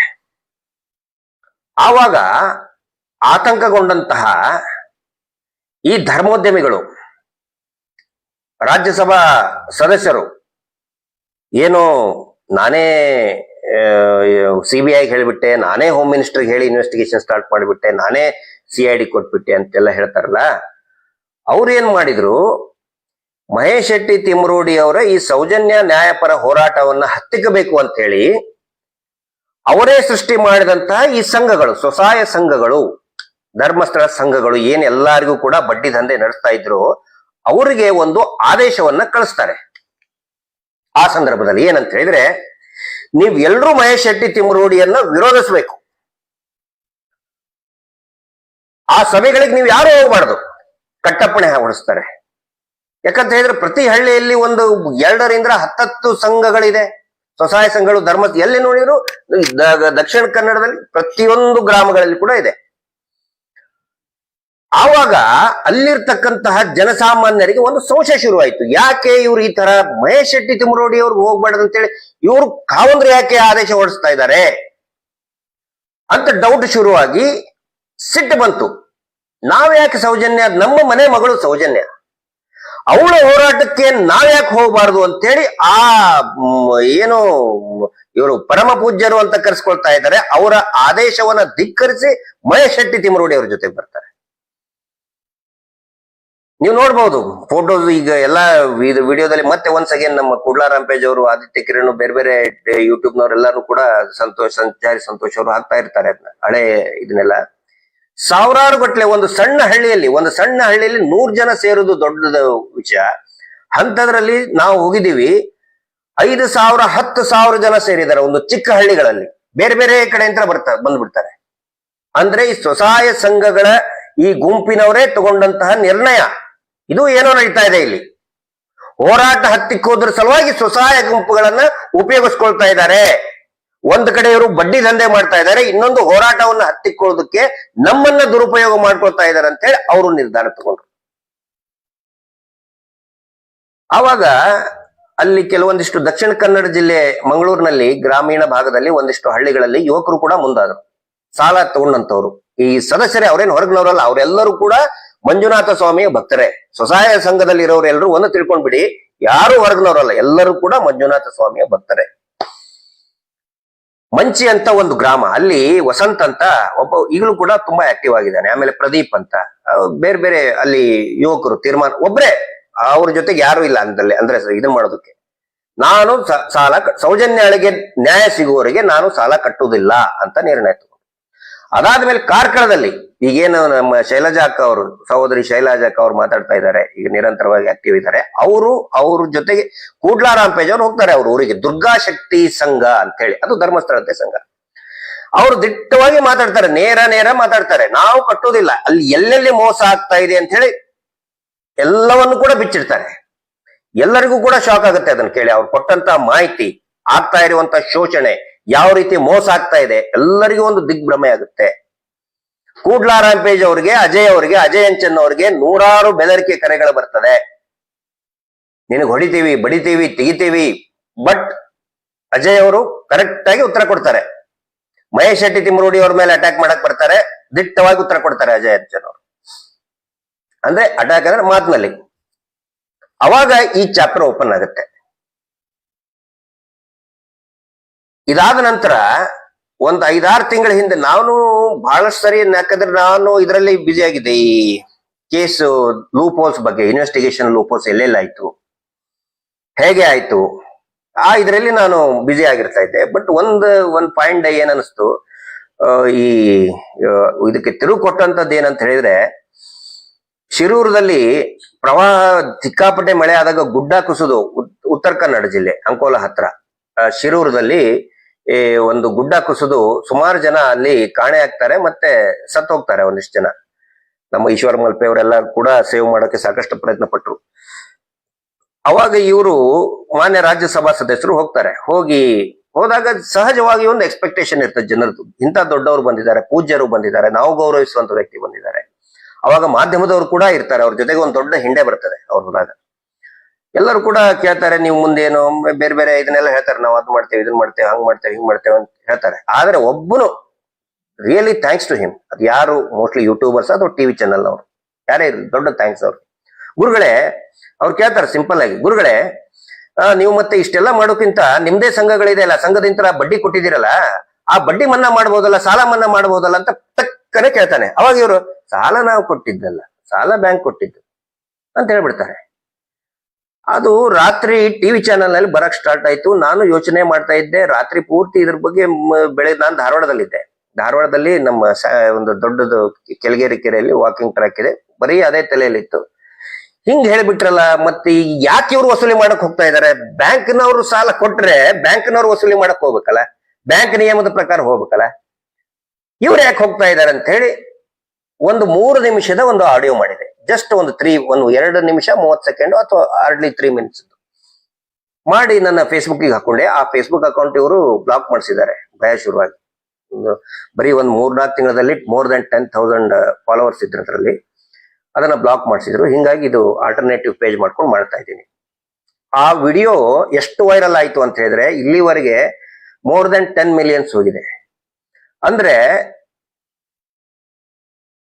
ಜನರಿಗೆ ಪ್ರಶ್ನೆ ಮಾಡೋಕ್ಕೂ ಕೂಡ ಒಂದು ಜಾಗೃತಿ ಇದ್ದಿದ್ದಿಲ್ಲ. ಅನಿಸ್ತಾ ಇತ್ತು ಎಲ್ಲರಿಗೂ, ಹೌದು ನಾವು ಮೋಸಕ್ಕೆ ಒಳಗಾಗಿದ್ದೀವಿ, ನಾವು ಶೋಷಣೆಗೆ ಒಳಗಾಗಿದ್ದೀವಿ. ಆದ್ರೆ ಕೇಳಕ್ ಆಗ್ತಿರ್ಲಿಲ್ಲ. ಯಾಕಂತ ಹೇಳಿದ್ರೆ ಹೆಸರು ನೋಡಿದ್ರೆ ಧರ್ಮಸ್ಥಳ ಮಂಜುನಾಥ ಸ್ವಾಮಿ ತಕೊಂಡ್ಬಿಟ್ಟಿದ್ದಾರೆ. ಎಲ್ರು ಮಂಜುನಾಥ ಸ್ವಾಮಿ ಭಕ್ತರೇ. ಶೋಷಣೆ ಆಗ್ತಾ ಇರೋದು ಭಕ್ತರಿಗೆ ಆಗ್ತಾ ಇದೆ. ಯಾವ ರೀತಿ ಪ್ರಶ್ನೆ ಮಾಡ್ಬೇಕು ಏನು ಅಂತ ಗೊತ್ತಾಗ್ತಿರ್ಲಿಲ್ಲ ನನಗೆ. ಅದು ವಿಡಿಯೋ ನನಗೆ ಗೊತ್ತಿರಲಿಲ್ಲ. ನಾನು ಅಟ್ಲೀಸ್ಟ್ ನನ್ನ ಸಮಾಧಾನಕ್ಕೋಸ್ಕರ ನಾನು ಮಾಡ್ತೇನೆ. ಆಕ್ಚುಲಿ ಈಗ ಮಾಡ್ತಾ ಇರೋದು ಕೂಡ ಏನೋ ಒಂದು ಮನಸ್ಸಿನಲ್ಲಿ ಇರ್ತದೆ, ಅದನ್ನ ಹೇಳ್ಕೋಬೇಕು. ಯಾರು ನೋಡ್ಲಿಲ್ಲ ಅಂತ ಹೇಳಿದ್ರು ಕೂಡ, ಎಲ್ಲರೂ ನನಗೆ ಬೈದ್ರು ಕೂಡ ನನ್ನ ಮನಸ್ಸಿಗೆ ಒಂದು ಸಮಾಧಾನ ಆಗ್ಬೇಕು, ಅದಕ್ಕೆ ನಾನು ಮಾಡ್ತೀನಿ. ನಾನು ಕೂಡ ಹಂಗೆ ಮಾಡಿದ್ದು. ಬಟ್ ಎಷ್ಟು ರೆಸ್ಪಾನ್ಸ್ ಬರಕ್ ಸ್ಟಾರ್ಟ್ ಆಯ್ತು ಅಂತ ಹೇಳಿದ್ರೆ, ಸಮಾಜದ ಎಲ್ಲಾ ವರ್ಗದ ಜನರು ಕೂಡ ನನಗೆ ರಿಪ್ಲೈ ಮಾಡಕ್ ಸ್ಟಾರ್ಟ್ ಮಾಡಿದ್ರು. ಹೌದು, ನಮಗೂ ಆಗ್ತಾ ಇದೆ, ಇದರ ಬಗ್ಗೆ ಜಾಗೃತಿ ಇನ್ನೂ ದೊಡ್ಡ ಮಟ್ಟದಲ್ಲಿ ಆಗಬೇಕು. ಅವಾಗ ಹಂತವಾಗಿ ಶುರು ಆಯ್ತು. ಅವಾಗ ಆಕ್ಟಿವೇಟ್ ಆಗಿದ್ದು ನಮ್ಮ ಜಯಂತ್ ಟಿ ಅವರು, ಆನಂತರ ಸಂತೋಷ್ ಅವರು, ಸಂಚಾರಿ ಸಂತೋಷ್ ಅವರು ತುಂಬಾ ಆಕ್ಟಿವ್ ಆದರು. ಎಲ್ಲಿವರೆಗೆ ಅಂತ ಹೇಳಿದ್ರೆ, ಕೋಟಾದ ಹತ್ರ ಎಲ್ಲೂರಾಯನ ದೇವಸ್ಥಾನ ಇದೆ, ಅಲ್ಲಿ ಒಬ್ರು ನೊಂದಂತವ್ರು ಇವ್ರನ್ನ ಕರೀತಾರೆ, ನಮ್ಗ್ ತೊಂದರೆ ಆಗಿದೆ, ಸ್ವಲ್ಪ ಇದನ್ನ ಬಗೆಹರಿಸಿ, ನಮ್ಗೆ ಬಹಳ ಕಿರುಕುಳ ಆಗಿದೆ ಅಂತ ಹೇಳಿ. ಅವಾಗ ರವೀಂದ್ರ ಶೆಟ್ರು ಕೂಡ ವೆರಿ ಆಕ್ಟಿವ್ ಆಗಿ, ನಿಜವಾಗ್ಲೂ ನನಗೆ ಆಶ್ಚರ್ಯ ಅನ್ಸುತ್ತೆ. ಪಾಪ ಅವರ ಆರ್ಥಿಕ ಪರಿಸ್ಥಿತಿನೂ ಕೂಡ ಅಷ್ಟೇ ಗಂಭೀರ ಇದೆ. ಈ ಹೋರಾಟದಲ್ಲಿ ಇರೋರು ಆರ್ಥಿಕ ಪರಿಸ್ಥಿತಿ ಎಲ್ಲವೂ ಕೂಡ ಗಂಭೀರದಲ್ಲಿ ಇರೋರೆ. ಆದ್ರೂ ಕೂಡ ರವೀಂದ್ರ ಶೆಟ್ಟಿ ಅವರು, ಸಂಚಾರಿ ಸಂತೋಷ್ ಅವರು, ಜಯಂತ್ ಅವರು ಮತ್ತು ಸೌಜನ್ಯಾಳ ತಮ್ಮ ಜಯರಾಮ ಒಟ್ಟಿಗೆ ಅಲ್ಲಿ ಆ ಊರಿಗೆ ಹೋಗ್ತಿರ್ತಾರೆ, ಆ ನೊಂದಂತವರ ಮಾತನ್ನ ಕೇಳೋದಕ್ಕೆ, ಒಂದು ಪರಿಹಾರ ಸೂಚಿಸೋದಕ್ಕೆ. ಆದ್ರೆ ಅವ್ರನ್ನ ಟ್ರ್ಯಾಪ್ ಮಾಡ್ತಾರಲ್ಲಿ, ಬೇಕಂತಲೇ ಅವ್ರನ್ನ ಕರೆಸಿ ಅವ್ರನ್ನ ಕೂಡ ಹಾಕಿ ಹೊಡೆದು ಯಾರಿಗೆ ಜಯಂತ್ ಅವರಿಗೆ ತಲೆಗೆ ಪೆಟ್ಟು ಬೀಳ್ತದೆ. ಆವಾಗ ನಮ್ಗೆ ಎಲ್ಲಾ ಕಡೆ ಅಂತ ಕಾಲ್ ಬಂತು, ನಾವು ಇವರಿಗೆ ಹೋಗಿ ನುಗ್ಗಿ ಹೊಡಿತೀವಿ, ಇವರಿಗೆ ಈ ಡಿ ಗ್ಯಾಂಗಿನವ್ರಿಗೆ, ಈ ದಣಿಗಳಿಗೆ ಅವ್ರು ಯಾರ್ಯಾರು ಮುಟ್ಟಿದ್ದಾರೆ ನುಗ್ಗಿ ಹೊಡಿತೀವಿ ಅಂತ ಹೇಳಿ ರೆಡಿ ಆಗಿದ್ರು. ಆದ್ರೆ ಮಹೇಶ್ ಶೆಟ್ಟರು ಒಂದು ತೀರ್ಮಾನ ತಗೊಂಡ್ರು, ನಾವು ಅವ್ರು ಮಾತಾಡಿ, ನಾವು ಹಿಂಸೆಗೆ ಪ್ರಚೋದನೆ ಅವ್ರು ಕೊಡ್ತಾ ಇದ್ದಾರೆ, ನಾವು ಹಿಂಸೆ ಮಾಡೋದು ಬೇಡ. ಯಾಕಂತ ಹೇಳಿದ್ರೆ ಒಂದ್ಸರಿ ನಾವು ಫಿಸಿಕಲಿ ಅಟ್ಯಾಕ್ ಮಾಡಿಬಿಟ್ರೆ ಹೋರಾಟ ದಾರಿ ತಪ್ತದೆ. ಯಾಕಂದ್ರೆ ಇಲ್ಲಿವರೆಗೆ ನಾವು ಕಾನೂನಿನ ರೀತಿಯಲ್ಲಿನೇ ಈ ಹೋರಾಟವನ್ನ ತೆಗೆದುಕೊಂಡು ಹೋಗ್ತಾ ಇದೀವಿ. ಅವ್ರು ದಾಳಿ ಮಾಡಿದಾರೆ ಅಂತ ಹೇಳಿ ನಾವು ದಾಳಿ ಮಾಡೋದು ಒಂದು ತಾಸಲ್ಲ, ಒಂದು ನಿಮಿಷದ ಕೆಲಸ. ಅವ್ರು ಕೈ ಕಾಲು ಮುರಿದು ಕೈಯಲ್ಲಿ ಕೊಡೋದು ಒಂದು ಗಂಟೆ, ಒಂದು ನಿಮಿಷದ ಕೆಲಸ. ಒಂದು ಬರೀ ಚಿಟಿಕೆ ಹೊಡೆದ್ರೆ ಅವ್ರನ್ನ ಮುಗಿಸ್ಬಿಡ್ತಾರೆ. ಬರೀ ಚಿಟಿಕೆ ಹೊಡೆದ್ರೆ ಬನ್ನಿ ಅಂತ ಹೇಳಿದ್ರೆ ಮುಗಿಸ್ಬಿಡ್ತಾರೆ ಅವ್ರನ್ನ, ಕೈ ಕಾಲು ಮುರಿದು ಕೊಡ್ತಾರೆ ಅವ್ರು. ಆ ತರ ಹುಡುಗರಿದ್ದಾರೆ. ಆದ್ರೆ ಬೇಡ, ಹಿಂಸೆಗೆ ಪ್ರಚೋದನೆ ಕೊಡೋದು ಬೇಡ. ಮಹೇಶ್ ಶೆಟ್ಟರು ಹೇಳಿದ್ರು, ಅದು ದೇವರ ಸನ್ನಿಧಿಯಲ್ಲಿ ಆಗಿದೆ. ಅವ್ರು ಹೊಡೆಯೋದು ಮಾತ್ರ ಅಲ್ಲ, ಒಂದು ಆರೋಪವನ್ನ ಹಸಿ ಸುಳ್ಳು ಆರೋಪವನ್ನು ಮಾಡಿದ್ರು. ಆಸ್ ಯೂಶುವಲ್ ಈ ಡಿ ಗ್ಯಾಂಗ್, ಈ ದಣಿಗಳ ಟೀಮ್ ಮಾಡದೆ ಅದು ಸುಳ್ಳು. ಏನಂತ ಹೇಳಿದ್ರು ಅಂದ್ರೆ, ಪಾಪ ಅವರು ಯಾರು ರವೀಂದ್ರ ಶೆಟ್ಟರ್ ಮೇಲೆ, ಜಯಂತ್ರ ಮೇಲೆ, ಆನಂತರ ಸಂಚಾರಿ ಸಂತೋಷ್ ಅವ್ರ ಮೇಲೆ ಆ ಹೆಣ್ಮಕ್ಳ ಮುಂದೆ ತಗೊಂಡು ಬಂದು ಹೆಣ್ಮಕ್ಳ ಮೇಲೆ ದಬ್ಬಾಳಿಕೆ ಮಾಡಿದ್ರಂತೆ, ಎದೆ ಮೇಲೆ ಕೈ ಹಾಕಿದ್ರು ಅಂತ ಅತ್ಯಂತ ಹೇಸಿಗೆ ಬರುವಂತ ಸುಳ್ಳು ಆರೋಪಗಳನ್ನ ಮಾಡಿದ್ರು. ಆವಾಗ ತಕ್ಷಣನೇ 3 ಜನ, ರವೀಂದ್ರ ಶೆಟ್ಟರು, ಜಯಂತ್ ಅವರು ಮತ್ತೆ ಸಂಚಾರಿ ಸಂತೋಷ್ ಅವರು ಆ ಯಲ್ಲೂರಾಯನ ದೇವಸ್ಥಾನದ ಮುಂದೆ ನಿಂತ್ಕೊಂಡು, ಅಲ್ಲಿ ತೆಂಗಿನಕಾಯಿ ಹೊಡೆಯುವ ಒಂದು ಪದ್ಧತಿ ಇದೆ ಆ ದೈವದ ಮುಂದೆ, ಅದು ಶಿವನ ದೇವಸ್ಥಾನ. ನಾವ್ ಏನಾದ್ರೂ ಈ ರೀತಿ ತಪ್ಪು ಮಾಡಿದ್ರೆ, ಅವರು ಹೇಳ್ತಾ ಇರುವಂತ ಆರೋಪಗಳನ್ನು ನಾವು ಮಾಡಿದ್ರೆ ನಮಗ್ ಶಿಕ್ಷೆ ಆಗ್ಲಿ, ಇಲ್ಲ ಅಂತ ಹೇಳಿದ್ರೆ ಅವರಿಗೆ ಶಿಕ್ಷೆ ಆಗ್ಲಿ ಅಂತ ಹೇಳಿ ತೆಂಗಿನಕಾಯಿ ಹೊಡೆದು ಬಂದ್ರು. ಅದಾದ ತಕ್ಷಣ ಒಂದ್ 2-3 ದಿನಕ್ಕೇನೆ ನಾವು ಮಹೇಶ್ ಶೆಟ್ಟಿ ತಿಮ್ಮರೋಡಿ ಅವರು ಮತ್ತೆ ಎಂಟೈರ್ ಟೀಮ್ ಏನಿದೆ ಸೌಜನ್ಯ ಹೋರಾಟಗಾರ ಟೀಮ್ ಯಲ್ಲೂರಾಯನ ದೇವಸ್ಥಾನಕ್ಕೆ ನಾವೆಲ್ಲರೂ ಕೂಡ ಹೋಗ್ತೀವಿ. ಅವಾಗ ಮಹೇಶ್ ಶೆಟ್ಟಿ ತಿಮ್ಮರೋಡಿ ಅವರು ಹೇಳಿದ ಮಾತು ನಿಜವಾಗ್ಲೂ ಕೂಡ ಇವತ್ತಿಗೂ ಕೂಡ ನಮ್ಮ ಕಿವಿಯಲ್ಲಿದೆ, ಮನಸ್ಸಿನಲ್ಲಿದೆ. ಆ ದೇವಸ್ಥಾನ ಮಹೇಶ್ ಶೆಟ್ಟಿ ತಿಮ್ಮರೋಡಿ ಅವರು ಆ ದೇವಸ್ಥಾನದ ಸುಪರ್ದಿಯಲ್ಲೇ ಅವರು ಹುಟ್ಟಿ ಬೆಳೆದಂತದ್ದು, ಆಡಿ ಬೆಳೆದದ್ದು. ಅವರೇ ಹೇಳಿದ್ದು, ನಾನು ಹುಟ್ಟಿ ಬೆಳೆದಂತ ಭೂಮಿ ಇದು, ನಾನು ಬಂದಿದ್ದೇನೆ, ನನಗ್ ನ್ಯಾಯ ಬೇಕು. ಇವ್ರೇನಾದ್ರೂ ತಪ್ಪು ಮಾಡಿದ್ರೆ ಇವರಿಗೆ ಶಿಕ್ಷೆ ಆಗ್ಲಿ, ಅವ್ರ ಪರವ ಇವ್ರ ಪರವ ಅಂತ ಮಹೇಶ್ ಶೆಟ್ಟರು ಹೇಳಿಲ್ಲ. ಒಂದು ವೇಳೆ ತಪ್ಪು ಮಾಡಿದ್ರೆ ಇವರಿಗೆ ಶಿಕ್ಷೆ ಆಗ್ಲಿ, ಇಲ್ಲ ಅಂತ ಹೇಳಿದ್ರೆ ಏನ್ ಈ ತರ ಸುಳ್ಳು ಆರೋಪ ಮಾಡ್ತಾ ಇದ್ದಾರೆ ಮತ್ತು ಈ ರಕ್ತವನ್ನ ಹೀರುವಂತ ಬಡ್ಡಿ ದಂಧೆ ಏನಿದೆ, ಮಾಡುವವರಿಗೆ ತಕ್ಕ ಶಿಕ್ಷೆ ಆಗ್ಲಿ, ಅದು ನಿಂತು ಹೋಗ್ಲಿ ಅಂತೇಳಿ ಆ ಶಿವನ ಮುಂದೆ ನಿಂತ್ಕೊಂಡು ಮಹೇಶ್ ಶೆಟ್ಟಿ ತಿಮ್ಮರೋಡಿ ಅವರು ಕೇಳಿದ್ದು. ದಯವಿಟ್ಟು ಒನ್ಸ್ ಅಗೇನ್ ಆ ವಿಡಿಯೋ ಎಲ್ಲಾ ನಮ್ಮ ಯೂಟ್ಯೂಬರ್ಸ್ ಆಗ್ತಾರೆ, ದಯವಿಟ್ಟು ಕೇಳಿ. ಅದು ಎಷ್ಟು ಫಲ ಕೊಟ್ಟಿದೆ ಇವತ್ತು ಅಂತ ಹೇಳಿದ್ರೆ, ನಾವು ಸೌಜನ್ಯ ಹೋರಾಟಕ್ಕೆ ಹೇಳಿದಂತವ್ರು, ನಾವು ಅಂತ ಕೆಲಸ ಮಾಡೋದಿಲ್ಲ. ನಾವು ಯಾರನ್ನೂ ಹೊಡೆಯುವಂತ ಕೆಲಸ ಆಗ್ಲಿ ಅಥವಾ ಇನ್ನೊಬ್ಬರನ್ನ ನಾವು ಕೆಟ್ಟ ದೃಷ್ಟಿಯಿಂದ ನೋಡೋದಾಗ್ಲಿ ನಾವು ಮಾಡೋದಿಲ್ಲ ಅಂತ ಎಷ್ಟು ವಿವರವಾಗಿ ಹೇಳಿದ್ದಾರೆ. ಇನ್ನೊಂದ್ಸರಿ ಆ ವಿಡಿಯೋನ ನೀವು ನೋಡಿ. ಇವತ್ತು ಅದು ಫಲ ಕೊಟ್ಟಿದೆ. ಸೌಜನ್ಯ ಹೋರಾಟದ ಶಕ್ತಿ ಅಷ್ಟೇ ಅಲ್ಲ, ಆ ಡ್ರಾಮಾ ಒಂದು ಯಾತ್ರೆ ಮಾಡಿದ್ರು, ಡ್ರಾಮಾ ರಕ್ಷಣೆ ಯಾತ್ರೆ ಅಂತ ಹೇಳಿ ಧರ್ಮ ರಕ್ಷಣೆ ಅಂತ ಇಟ್ಟಿದ್ರು. ಅದು ಡ್ರಾಮಾ ರಕ್ಷಣೆ ಒಂದು ವರ್ಷದ ಹಿಂದೆ ಮಾಡಿದ್ರು, ದೊಡ್ಡದಾಗಿ ಮಾಡಿದ್ರು. 4 ಜನ ಬಂದಿದ್ದಿಲ್ಲ, ಒಂದೊಂದು ಗಾಡಿಯಲ್ಲಿ ದೊಡ್ಡದಾಗಿ ಮಾಡಿದ್ವಿ ಅಂತೇಳಿ ತೋರಿಸ್ಕೊಂಡ್ರು. ಅದರಲ್ಲಿ ಹೇಳಿದ್ರು, ಪರಮ ಪೂಜ್ಯರು ಅನ್ನಿಸ್ಕೊಂಡವರು ಮಂಜುನಾಥ ಸ್ವಾಮಿಗೆ ಬೆನ್ನು ತೋರಿಸಿ ಹೇಳಿದ್ರು, ನಾನು ಇನ್ ಮುಂದೆ ಏನೇ ಇದ್ರು ಕೂಡ ಆ ದೇವರಿಗೆ ಬಿಡ್ತೀನಿ ಅಂತ ಹೇಳಿದ್ರು. ಮೊನ್ನೆ ಲಕ್ಷ ದೀಪೋತ್ಸವದ ವೇಳೆಯಲ್ಲಿಯೂ ಕೂಡ ಅವರ ಆತ್ಮೀಯರೇ ನಮಗೆ ಹೇಳಿದ್ದು, ಇಲ್ಲ ಇನ್ಮೇಲೆ ಏನೇ ಇದ್ರು ಕೂಡ ಈ ಸಾರಿ ಲಕ್ಷ ದೀಪೋತ್ಸವನ್ನ ನಾನು ಮಂಜುನಾಥ ಸ್ವಾಮಿಗೆ, ಅಣ್ಣಪ್ಪ ಸ್ವಾಮಿಗೆ ನಾನು ಬಿಡ್ತಾ ಇದ್ದೀನಿ, ಅವರೇ ನೋಡ್ಕೊಳ ಅಂತ ಹೇಳ್ಕೊಳಕ್ ಹಂಗ ಹೇಳಿರ್ತಾರ. ಅವ್ರದ್ದು ಡ್ರಾಮಾ ಬಾಜಿ ಎಲ್ಲರಿಗೂ ಗೊತ್ತಿದೆ. ಆದ್ರೆ ಅವ್ರು ಡ್ರಾಮಾ ಬಾಜಿ ಮಾತಾಡಿದ್ದು ಕೂಡ ದೇವ್ರು ಕೇಳಿಸ್ಕೊತಾನೆ. ಇವತ್ತು ಸಂಕ್ರಮಣದ ದಿನ, ಅಂದ್ರೆ ನಮ್ಮ ಉತ್ತರ ಕರ್ನಾಟಕದಲ್ಲಿ ನಾವು ಸಂಕ್ರಮಣ ಅಂತಂದ್ರೆ ಸಂಕ್ರಮಣ ಹಬ್ಬ ಅಂತ. ಆದ್ರೆ ಪ್ರತಿ ತಿಂಗಳು ಕೂಡ ಒಂದು ಸಂಕ್ರಮಣದ ದಿನ ಅಂತ ಹೇಳಿ ಕರಾವಳಿಯಲ್ಲಿ ಆಚರಣೆ ಮಾಡ್ತಾರೆ. ಇವತ್ತು ಸಂಕ್ರಮಣದ ದಿನ. ಇವತ್ತೇ ಮಂಜುನಾಥ ಸ್ವಾಮಿ, ಅಣ್ಣಪ್ಪಯ್ಯರು ನಿರ್ಧಾರವನ್ನ ಕೊಟ್ಟಿದ್ದಾರೆ. ಮಹೇಶ್ ಶೆಟ್ಟರು ಹೇಳಿದ್ರಲ್ಲ, ನಾವು ತಪ್ಪು ಮಾಡಿದ್ರೆ ನಮಗಾಗ್ಲಿ ಅಂತ. ಅವರು ಕೂಡ ಹೇಳಿದ್ರು, ನೋಡ್ಕೊಳ್ಳಿ ದೇವರೇ ನೋಡ್ಕೊಳ್ಳಿ ಅಂತ ದುರಹಂಕಾರದಿಂದ ಹೇಳಿದ್ರು. ನಾವು ದುರಹಂಕಾರದಿಂದ ಯಾವತ್ತೂ ನೋಡ್ಕೊಂಡಿಲ್ಲ. ಸೌಜನ್ಯ ಹೋರಾಟಗಾರರಲ್ಲಿ ದುರಹಂಕಾರ ಇಲ್ಲ. ನಾವು ಸಿಟ್ಟಲ್ಲಿ ಮಾತಾಡ್ಬೋದು, ಆಕ್ರೋಶದಿಂದ ಮಾತಾಡ್ತೀವಿ. ನಾವು ದುರಹಂಕಾರದಿಂದ ನಾವು ಮಾತಾಡೋದಿಲ್ಲ. ಇವತ್ತು ಸೌಜನ್ಯಳ ಶಕ್ತಿ ಏನನ್ನೋದು ಗೊತ್ತಾಗಿದೆ. ಸಂಕ್ರಮಣದ ದಿನನೇ ಇದನ್ನ ಪ್ರತಿಯೊಬ್ಬರು ಅರ್ಥ ಮಾಡ್ಕೋಬೇಕು. ನಾನು ಇದನ್ನ ದುರಹಂಕಾರದಿಂದ ಒನ್ಸ್ ಅಗೇನ್ ಐ ರಿಪೀಟ್, ಅಹಂಕಾರದಿಂದ ಹೇಳ್ತಾ ಇಲ್ಲ. ನಾವೇ ಕರೆಕ್ಟು, ನಾವೇ ರೈಟ್, ನೋ. ಇವರು ಸಿ ಕ್ಯಾಮ್ರಾ ಸೌಜನ್ಯಗಳನ್ನ ಎತ್ಕೊಂಡು ಹೋಗಿರುವಂತಹ ಆ Nischal Jain and gang, rapist gang C ಕ್ಯಾಮ್ರಾವನ್ನ ಇವರು ಬಚ್ಚಿಟ್ಟಿರ್ಬಹುದು, ಹಾಳು ಮಾಡಿರ್ಬಹುದು. ಆದ್ರೆ ದೇವರು ಅಂತ ಒಬ್ಬನಿದಾನಲ್ಲ, ಅವನಂತ ಸಿ ಕ್ಯಾಮ್ರಾ ಯಾವ್ದಿದೆ ರೀ? ಅವನೇ ದೊಡ್ಡ ಸಿ ಕ್ಯಾಮ್ರಾ. ಅವನ್ನೆಲ್ಲಾ ನೋಡ್ತಾ ಇರ್ತಾನೆ. ಇವತ್ತು ಆ ಒಂದು ಪ್ರಾರ್ಥನೆಗೆ, ಅದಕ್ಕೆ ನಾನು ಹೇಳೋದು, ಪ್ರಾರ್ಥನೆಗೆ ಯಾವತ್ತಿಗೂ ಕೂಡ ಬೆಲೆ ಇದೆ. ಆ ಒಂದು ಮಾಡಿದಂತ ಸಾವಿರಾರು ಜನ, ಇವತ್ತು ಲಕ್ಷಾಂತರ ಕೋಟ್ಯಾಂತರ ಜನ ಪ್ರಾರ್ಥನೆ ಮಾಡ್ತಾನೆ ಇರ್ತಾರೆ. ಆ ಪ್ರತಿಯೊಬ್ಬ ಕೋಟ್ಯಾಂತರ ಜನರು ಪ್ರತಿಯೊಬ್ಬರು ಮಾಡಿದ ಪ್ರಾರ್ಥನೆಗೆ ಇವತ್ತು ಒಂದು ಒಳ್ಳೆಯ ನಿರೀಕ್ಷಿತವಾದಂತಹ ತಿರುವು ಸಿಕ್ಕಿದೆ. ಸೌಜನ್ಯ ಹೋರಾಟದ ಜಯ ಸಿಕ್ಕಿದೆ ಅಂತ ನಾನು ಖಂಡಿತ ಹೇಳಲ್ಲ. ಆದರೆ ಈ ಹೋರಾಟದ ದಾರಿಯಲ್ಲಿ ಒಂದು ನಿರೀಕ್ಷಿತವಾದಂತಹ ತಿರುವು ಸಿಕ್ಕಿದೆ.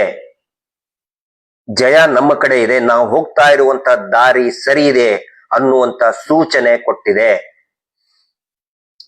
ಯಾವಾಗ ಅತ್ಯಾಚಾರಿಗಳು ನಿರ್ನಾಮ ಆಗ್ತಾರೆ ಆವಾಗ ಸೌಜನ್ಯಳಿಗೆ ನ್ಯಾಯ ಸಿಗ್ತದೆ ಅನ್ನೋದು ನನ್ನ ಅಭಿಪ್ರಾಯ. ಆದ್ರೆ ಅವರ ಒಂದು ಭದ್ರಕೋಟೆ ಏನು ಮಾಡ್ಕೊಂಡಿದ್ರಲ್ಲ, ಜನರನ್ನ ಶೋಷಣೆ ಮಾಡಿ, ಈಗ ಆ ವಿಷಯಕ್ಕೆ ಬರ್ತೇನೆ. ಅನೇಕ ಜನ ಕೇಳ್ತಾರೆ, ಅಂದ್ರೆ ಆ ಕಡೆ ಟೀಕೆ ಮಾಡೋರು ನಮ್ಗೆ ಕೇಳ್ತಿರ್ತಾರೆ, ಓ ಸೌಜನ್ಯ ಹೋರಾಟ ಬಿಟ್ಬಿಟ್ರಿ, ಈಗ ಬಡ್ಡಿ ದಂಧೆ ಹಿಡ್ಕೊಂಡಿದ್ದಾರೆ, ಹಂಗೆ ಹಿಂಗೆ ಅಂತೇಳಿ. ಆನಂತರ ಕೆಲವೊಬ್ರು ಪ್ರಜ್ಞಾವಂತರು ಕೆಲವೊಬ್ರು ಕೇಳ್ತಾ ಇರ್ತಾರೆ, ಸೌಜನ್ಯ ಹೋರಾಟ ಎಲ್ಲಿಗೆ ಬಂತು ಅಂತ. ಅವರೆಲ್ಲರ ಒಂದು ಗಮನಕ್ಕೆ, ಮಾಹಿತಿಗೆ, ಸೌಜನ್ಯ ಹೋರಾಟ ಬೇರೆ ಅಲ್ಲ, ಈ ಧರ್ಮಸ್ಥಳ ದಣಿಗಳ ಮೀಟರ್ ಬಡ್ಡಿ ದಂಧೆ ವಿರುದ್ಧ ಹೋರಾಟ ಎರಡು ಬೇರೆ ಅಲ್ಲ. ಇದು ಕೂಡ ಸೌಜನ್ಯ ಹೋರಾಟದ ಒಂದು ಭಾಗವೇ. ಯಾಕೆ ಅಂತ ಹೇಳಿದ್ರೆ, ನಾನು ಪ್ರಾರಂಭದಲ್ಲೇ ನಿಮ್ಗೆ ಹೇಳ್ದಂಗೆ, ಯಾವ ರೀತಿ ದಕ್ಷಿಣ ಕನ್ನಡ, ಉಡುಪಿ ಜಿಲ್ಲೆಗಳಲ್ಲಿ ಈ ಸಂಘಗಳನ್ನ ತಾವು ಮಾಡಿದ ಅನಾಚಾರಗಳಿಂದ ಹೊರಬರೋದ್ರ ಸಲುವಾಗಿ ಇವುಗಳನ್ನ ಗುರಾಣಿ ಅಂತ ಉಪಯೋಗಿಸಕ್ ಪ್ರಾರಂಭ ಮಾಡಿದ್ರು, ಅದರ ವಿರುದ್ಧ ಜನ ಎಚ್ಚೆತ್ಕೊಂಡ್ರು ಅಂತ ಹೇಳಿದ್ನಲ್ಲ, ಅದೇ ರೀತಿ ಇಡೀ ಕರ್ನಾಟಕದಾದ್ಯಂತ ಇವರು ಮಾಡ್ತಾ ಇದ್ದದ್ದು ಏನಂತ ಹೇಳಿದ್ರೆ, ಇವರ ಒಂದು ಭದ್ರ ಒಂದು ಸಾಮ್ರಾಜ್ಯ, ಇವರ ಸಾಮ್ರಾಜ್ಯ ನಿಂತಿರೋದೇ ಈ ಮೀಟರ್ ಬಡ್ಡಿ ದಂಧೆ ಮೇಲೆ. 1996ರಿಂದ ಈ ದಂಧೆಯನ್ನ ನಡೆಸ್ತಾ ಇದ್ದಾರೆ. ಯಾವುದೇ ಅಧಿಕೃತ ಲೈಸೆನ್ಸ್ಗಳು ಇಲ್ಲ.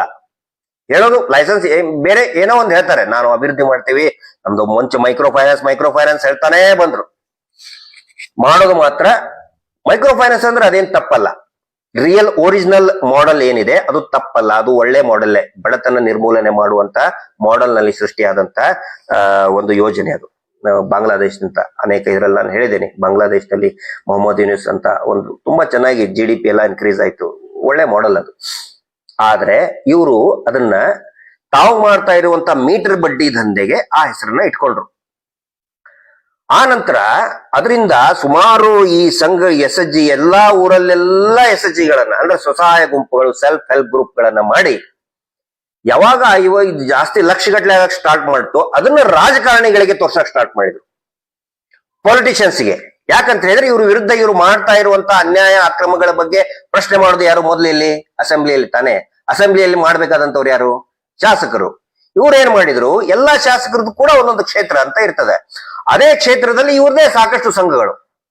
ಅವಾಗ ತಿಂಗಳ ಒಂದೊಂದ್ಸರಿ ಕಾರ್ಯಕ್ರಮ ಮಾಡುದು, ಆಯಾ ಪಕ್ಷದ ಅಧ್ಯಕ್ಷರಿಗೆ, ಉಪಾಧ್ಯಕ್ಷರಿಗೆ ರಿಬ್ಬನ್ ಕಟ್ ಮಾಡಕ್ ಕರೆಯೋದು, MLA ಕರೆದು ಒಂದ್ ಸನ್ಮಾನ ಮಾಡೋದು, ನೋಡಿ ನಮ್ಮ ಹತ್ರ ಇಷ್ಟು ಜನ ಇದ್ದಾರೆ ಅಂತ ತೋರ್ಸೋದು ಒಂದು. ಎರಡನೇದು, ವಿಪರೀತ ದುಡ್ಡು ಬರೋದು ಇವರಿಗೆ. ಹೈಯೆಸ್ಟ್ ವಾರಕ್ಕೆ 1,000 ಕೋಟಿ ರೂಪಾಯಿ ಬ್ಲ್ಯಾಕ್ ಮನಿ. ಯಾಕಂದ್ರೆ ಎಲ್ಲಾ ಕೊಡೋದು ಮುಂಚೆ ಏನ್ ಮಾಡ್ತಾ ಇದ್ರು, ಪ್ರತಿಯೊಂದನ್ನು ದುಡ್ಡೇ ಕೊಡ್ತಾ ಇದ್ರು, ದುಡ್ಡೇ ತಗೋತಾ ಇದ್ರು. ಈಗ ಹೋರಾಟ ಪ್ರಾರಂಭ ಆದ್ಮೇಲೆ, ಅವೇರ್ನೆಸ್ ಪ್ರಾರಂಭ ಆದ್ಮೇಲೆ ಅಕೌಂಟ್ ಮಾತ್ರ ಹಾಕಕ್ ಸ್ಟಾರ್ಟ್ ಮಾಡಿದ್ರು. ತಗೊಳ್ಳೋದು ಮಾತ್ರ ದುಡ್ಡನ್ನೇ, ನಗದು ಹಣವನ್ನೇ ತಗೊಳಕ್ ಸ್ಟಾರ್ಟ್. ಇವತ್ತಿಗೂ ಕೂಡ ನಗದು ಹಣವನ್ನೇ ತಗೋತಾರೆ. ವಾರಕ್ಕೆ 1,000 ಕೋಟಿ ರೂಪಾಯಿ ಟರ್ನ್ ಓವರ್. ವಾರಕ್ಕೆ ಒಂದು ಪೊಲಿಟಿಕಲ್ ಪಾರ್ಟಿ ಏನಾದ್ರು ಒಂದು ಇಲೆಕ್ಷನ್ ಮಾಡ್ಬೇಕು, 5 ವರ್ಷಕ್ಕೆ ಇಲೆಕ್ಷನ್ ಮಾಡ್ಬೇಕಂದ್ರೆ ಇವತ್ತಿನ ಲೆಕ್ಕಾಚಾರದಲ್ಲಿ 500 ಕೋಟಿ ರೂಪಾಯಿ ಖರ್ಚು ಮಾಡಿದ್ರೆ ಆರಾಮಾಗಿ ಅಧಿಕಾರಕ್ಕೆ ಬರ್ತಾರೆ. ಒಂದು ನ್ಯಾಷನಲ್ ಪೊಲಿಟಿಕಲ್ ಪಾರ್ಟಿ 500 crores 5 ವರ್ಷಕ್ಕೆ ಒಂದ್ಸಾರಿ. ಇವರಿಗೆ ಒಂದು ವಾರಕ್ಕೆ 1000 ಕೋಟಿ ನಗದು ಹಣ. So powerful. ಹಿಂಗಾಗಿ ಇವ್ರನ್ನ ಅಳ್ಳಾಡ್ಸಕ್ಕೆ ಯಾರಿಗೂ ಕೂಡ ಆಗ್ತಾ ಇರಲಿಲ್ಲ. ಈಗ ಏನಾಯ್ತು, ಅವರೇ ಕಟ್ಟಿದ ಕೋಟೆ ಅವರ ತಲೆ ಮೇಲೆ ಒಂದೊಂದೇ ಕಲ್ಲುಗಳು ಬೀಳ್ತಾ ಇದೆ, ಛಿದ್ರ ಆಗ್ತಾ ಇದೆ. ಅದನ್ನ ತಡ್ಕೊಳಕ್ ಆಗ್ತಾ ಇಲ್ಲ. ನಾವೇನ್ ಮಾಡಿದೀವಿ, ಹೀಗಾಗಿ ಇವರ ಒಂದು ಅಧ್ಯಯನವನ್ನ ಮಾಡಿ ನಾವು ಈ ಒಂದು ಶೋಷಣೆ ಇದೆಯಲ್ಲ ಅದನ್ನ ಎಕ್ಸ್ಪೋಸ್ ಮಾಡಕ್ ಸ್ಟಾರ್ಟ್ ಮಾಡಿದ್ವಿ. ನಾವು ಆ ಒಂದು ಶೋಷಣೆಯನ್ನ ಎಕ್ಸ್ಪೋಸ್ ಮಾಡಕ್ ಸ್ಟಾರ್ಟ್ ಮಾಡಿದ್ವಿ. ಕಳೆದ ಒಂದು 5-6 ತಿಂಗಳಿನಿಂದ ಎದ್ದೇಳಿ ಜನಸಾಮಾನ್ಯರೇ, ಎದ್ದೇಳು ಮಂಜುನಾಥ ಅನ್ನುವಂತಹ ಜಾಗೃತಿ ಕಾರ್ಯಕ್ರಮಗಳನ್ನ ನಿರಂತರವಾಗಿ ನಾವು ನಮ್ಮ ಇಡೀ ಟೀಮ್, ಅದರಲ್ಲಿ ವಿಶೇಷವಾಗಿ ನಮ್ಮ justice for Soujanya JFS war room ಅಂತ ನಾವು ಕ್ರಿಯೇಟ್ ಮಾಡಿ ಇವತ್ತು ಪ್ರತಿ ಜಿಲ್ಲೆಯಲ್ಲಿಯೂ ಕೂಡ ಇದರದೇ ಸಲುವಾಗಿ ಸಮಯ ಕೊಡ್ತಕ್ಕಂತಹ ವಾಲಂಟಿಯರ್ಸ್ ಇದ್ದಾರೆ, ಸ್ವಯಂ ಸೇವಕರು, ಸೌಜನ್ಯ ಹೋರಾಟಗಾರರು. ಬಡ್ಡಿ ದಂಧೆಯಲ್ಲಿ ತೊಂದರೆಯಾದಂತಹ ಜನರನ್ನ ಆ ಒಂದು ಖಿನ್ನತೆಯಿಂದ, ತೊಂದರೆಯಿಂದ ಹೊರಗಡೆ ಬರೋದಕ್ಕೆ ಒಂದು ಟೀಮ್ ರೆಡಿ ಆಗಿದೆ. Justice for Soujanya JFS war room. ಆ ಎಲ್ಲ ವಾರ್ ರೂಮ್ ನಲ್ಲಿ ಇರ್ತಕ್ಕಂಥ ನಮ್ಮ ಎಲ್ಲ ವಾರಿಯರ್ಸ್ಗೆ, ಸೌಜನ್ಯ ವಾರಿಯರ್ಸ್ ಯಾರಿದ್ದಾರೆ, ನಮ್ಮ ಮಹೇಶ್ ಶೆಟ್ಟಿ ತಿಮರೋಡಿ ಅವರ ನೇತೃತ್ವದ ಮಾರ್ಗದರ್ಶನದಲ್ಲಿ ಪ್ರತಿದಿನ ನಮ್ದು ಮೀಟಿಂಗ್ ಆಗ್ತದೆ, ಒಂದು ವರದಿಯನ್ನ ತಗೊಳ್ತೇವೆ. ಹೇಳೋದು ಒಂದೇ, ನಾವು ಎಲ್ಲೂ ಕೂಡ ನೀವು ಜಗಳ ಮಾಡಬೇಡಿ, ಯಾರಿಗೂ ಬೈಬೇಡಿ, ಬಡ್ಡಿ ವಸೂಲಿ ಬೈಬೇಡಿ. ನೀವು ಒಂದು ವಿಡಿಯೋ ಮಾಡ್ಕೊಳ್ಳಿ, ತಿಳಿಸಿ ಹೇಳಿ ಅವರಿಗೆ. ಒಂದು ಪಾಸ್ಬುಕ್ ಕೇಳಿ, ನೀವು ಕಟ್ಟಿದ ಲೆಕ್ಕ ಕೇಳಿ, NRLM ಹಾಕೋ ಬ್ಯಾಂಕ್ ಸ್ಟೇಟ್ಮೆಂಟ್, NRLM ನಿಂದ ಎಷ್ಟು ದುಡ್ಡು ಬಂತು ಕೇಳಿ. ಅಕಸ್ಮಾತ್ ಅವ್ರು ಕರೆಕ್ಟ್ ಆಗಿ ಕೊಟ್ರೆ ಲೆಕ್ಕಪತ್ರ ನೋಡಿ ಬ್ಯಾಂಕಿಗೆ ಕಟ್ತೀವಿ ಅಂತ ಹೇಳಿ. ಯಾಕಂದ್ರೆ ಇವ್ರು ಹೇಳ್ತಾರಲ್ಲ, ಬ್ಯಾಂಕಿನಿಂದನೇ ನೇರವಾಗಿ ಕೊಟ್ಟಿದ್ದು, ಬ್ಯಾಂಕಿನಿಂದನೇ ನಾವು ನೇರವಾಗಿ ಕೊಡ್ಸಿದ್ದು ಅಂದ್ರೆ ಬ್ಯಾಂಕಿಗೆ ನೇರವಾಗಿ ಹಾಕಬೇಕಲ್ಲ. ನೇರವಾಗಿ ಬ್ಯಾಂಕಿನಿಂದ ಹಾಕಿಸ್ಬಿಟ್ಟಿದ್ರೆ ಇವರು ದುಡ್ಡು, ನಾವು ನೇರವಾಗಿ ಬ್ಯಾಂಕಿಗೆ ಅಕೌಂಟಿಗೆ ಹಾಕ್ಬೇಕಲ್ಲ. ಆ ರೀತಿ ಮಾಡಿ ಅಂತ ನಾವು ಹೇಳ್ತಾ ಈ ಒಂದು ದೊಡ್ಡ ಮಟ್ಟದ ಒಂದು ಜನಜಾಗೃತಿ ಆಯ್ತು. ಮತ್ತೆ ಇದರಲ್ಲಿ ನಮ್ಮ ಯೂಟ್ಯೂಬರ್ಗಳ ಹ್ಯಾಟ್ಸ್ ಆಫ್, ಸೋಷಿಯಲ್ ಮೀಡಿಯಾ ಮತ್ತು ಎಲ್ಲಾ ಯೂಟ್ಯೂಬರ್ಸ್ಗಳು ಕೂಡ ನಿಜವಾಗಲೂ ಕೂಡ ಅವರಿಂದನೇ ಈ ಒಂದು ದೊಡ್ಡ ಮಟ್ಟದ ಒಂದು ಅಭಿಯಾನ ಸ್ಟಾರ್ಟ್ ಆಯ್ತು. ಆನಂತರ ಅದು ಟಿವಿ ಚಾನೆಲ್ ಮಾಧ್ಯಮಗಳಿಗೆ ಮತ್ತು ಪೇಪರ್ಗಳಿಗೂ ಕೂಡ, ಮುಖ್ಯವಾಹಿನಿ ಪೇಪರ್ ನಲ್ಲಿ ಕೂಡ ಬರೋದಕ್ಕೆ ಸ್ಟಾರ್ಟ್ ಆಯ್ತು. ಅವರಿಗೂ ಕೂಡ ನಾವು ಧನ್ಯವಾದಗಳನ್ನ ಹೇಳ್ತೀವಿ.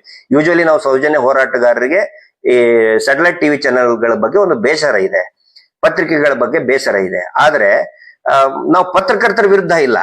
ಯಾಕಂದ್ರೆ ಇವತ್ತು ನಮಗೂ ಗೊತ್ತಿದೆ, ಪತ್ರಿಕೋದ್ಯಮ ಪತ್ರಕರ್ತರ ಕೈಯಲ್ಲಿಲ್ಲ, ಅದು ಉದ್ಯಮಿಗಳ ಕೈಯಲ್ಲಿದೆ.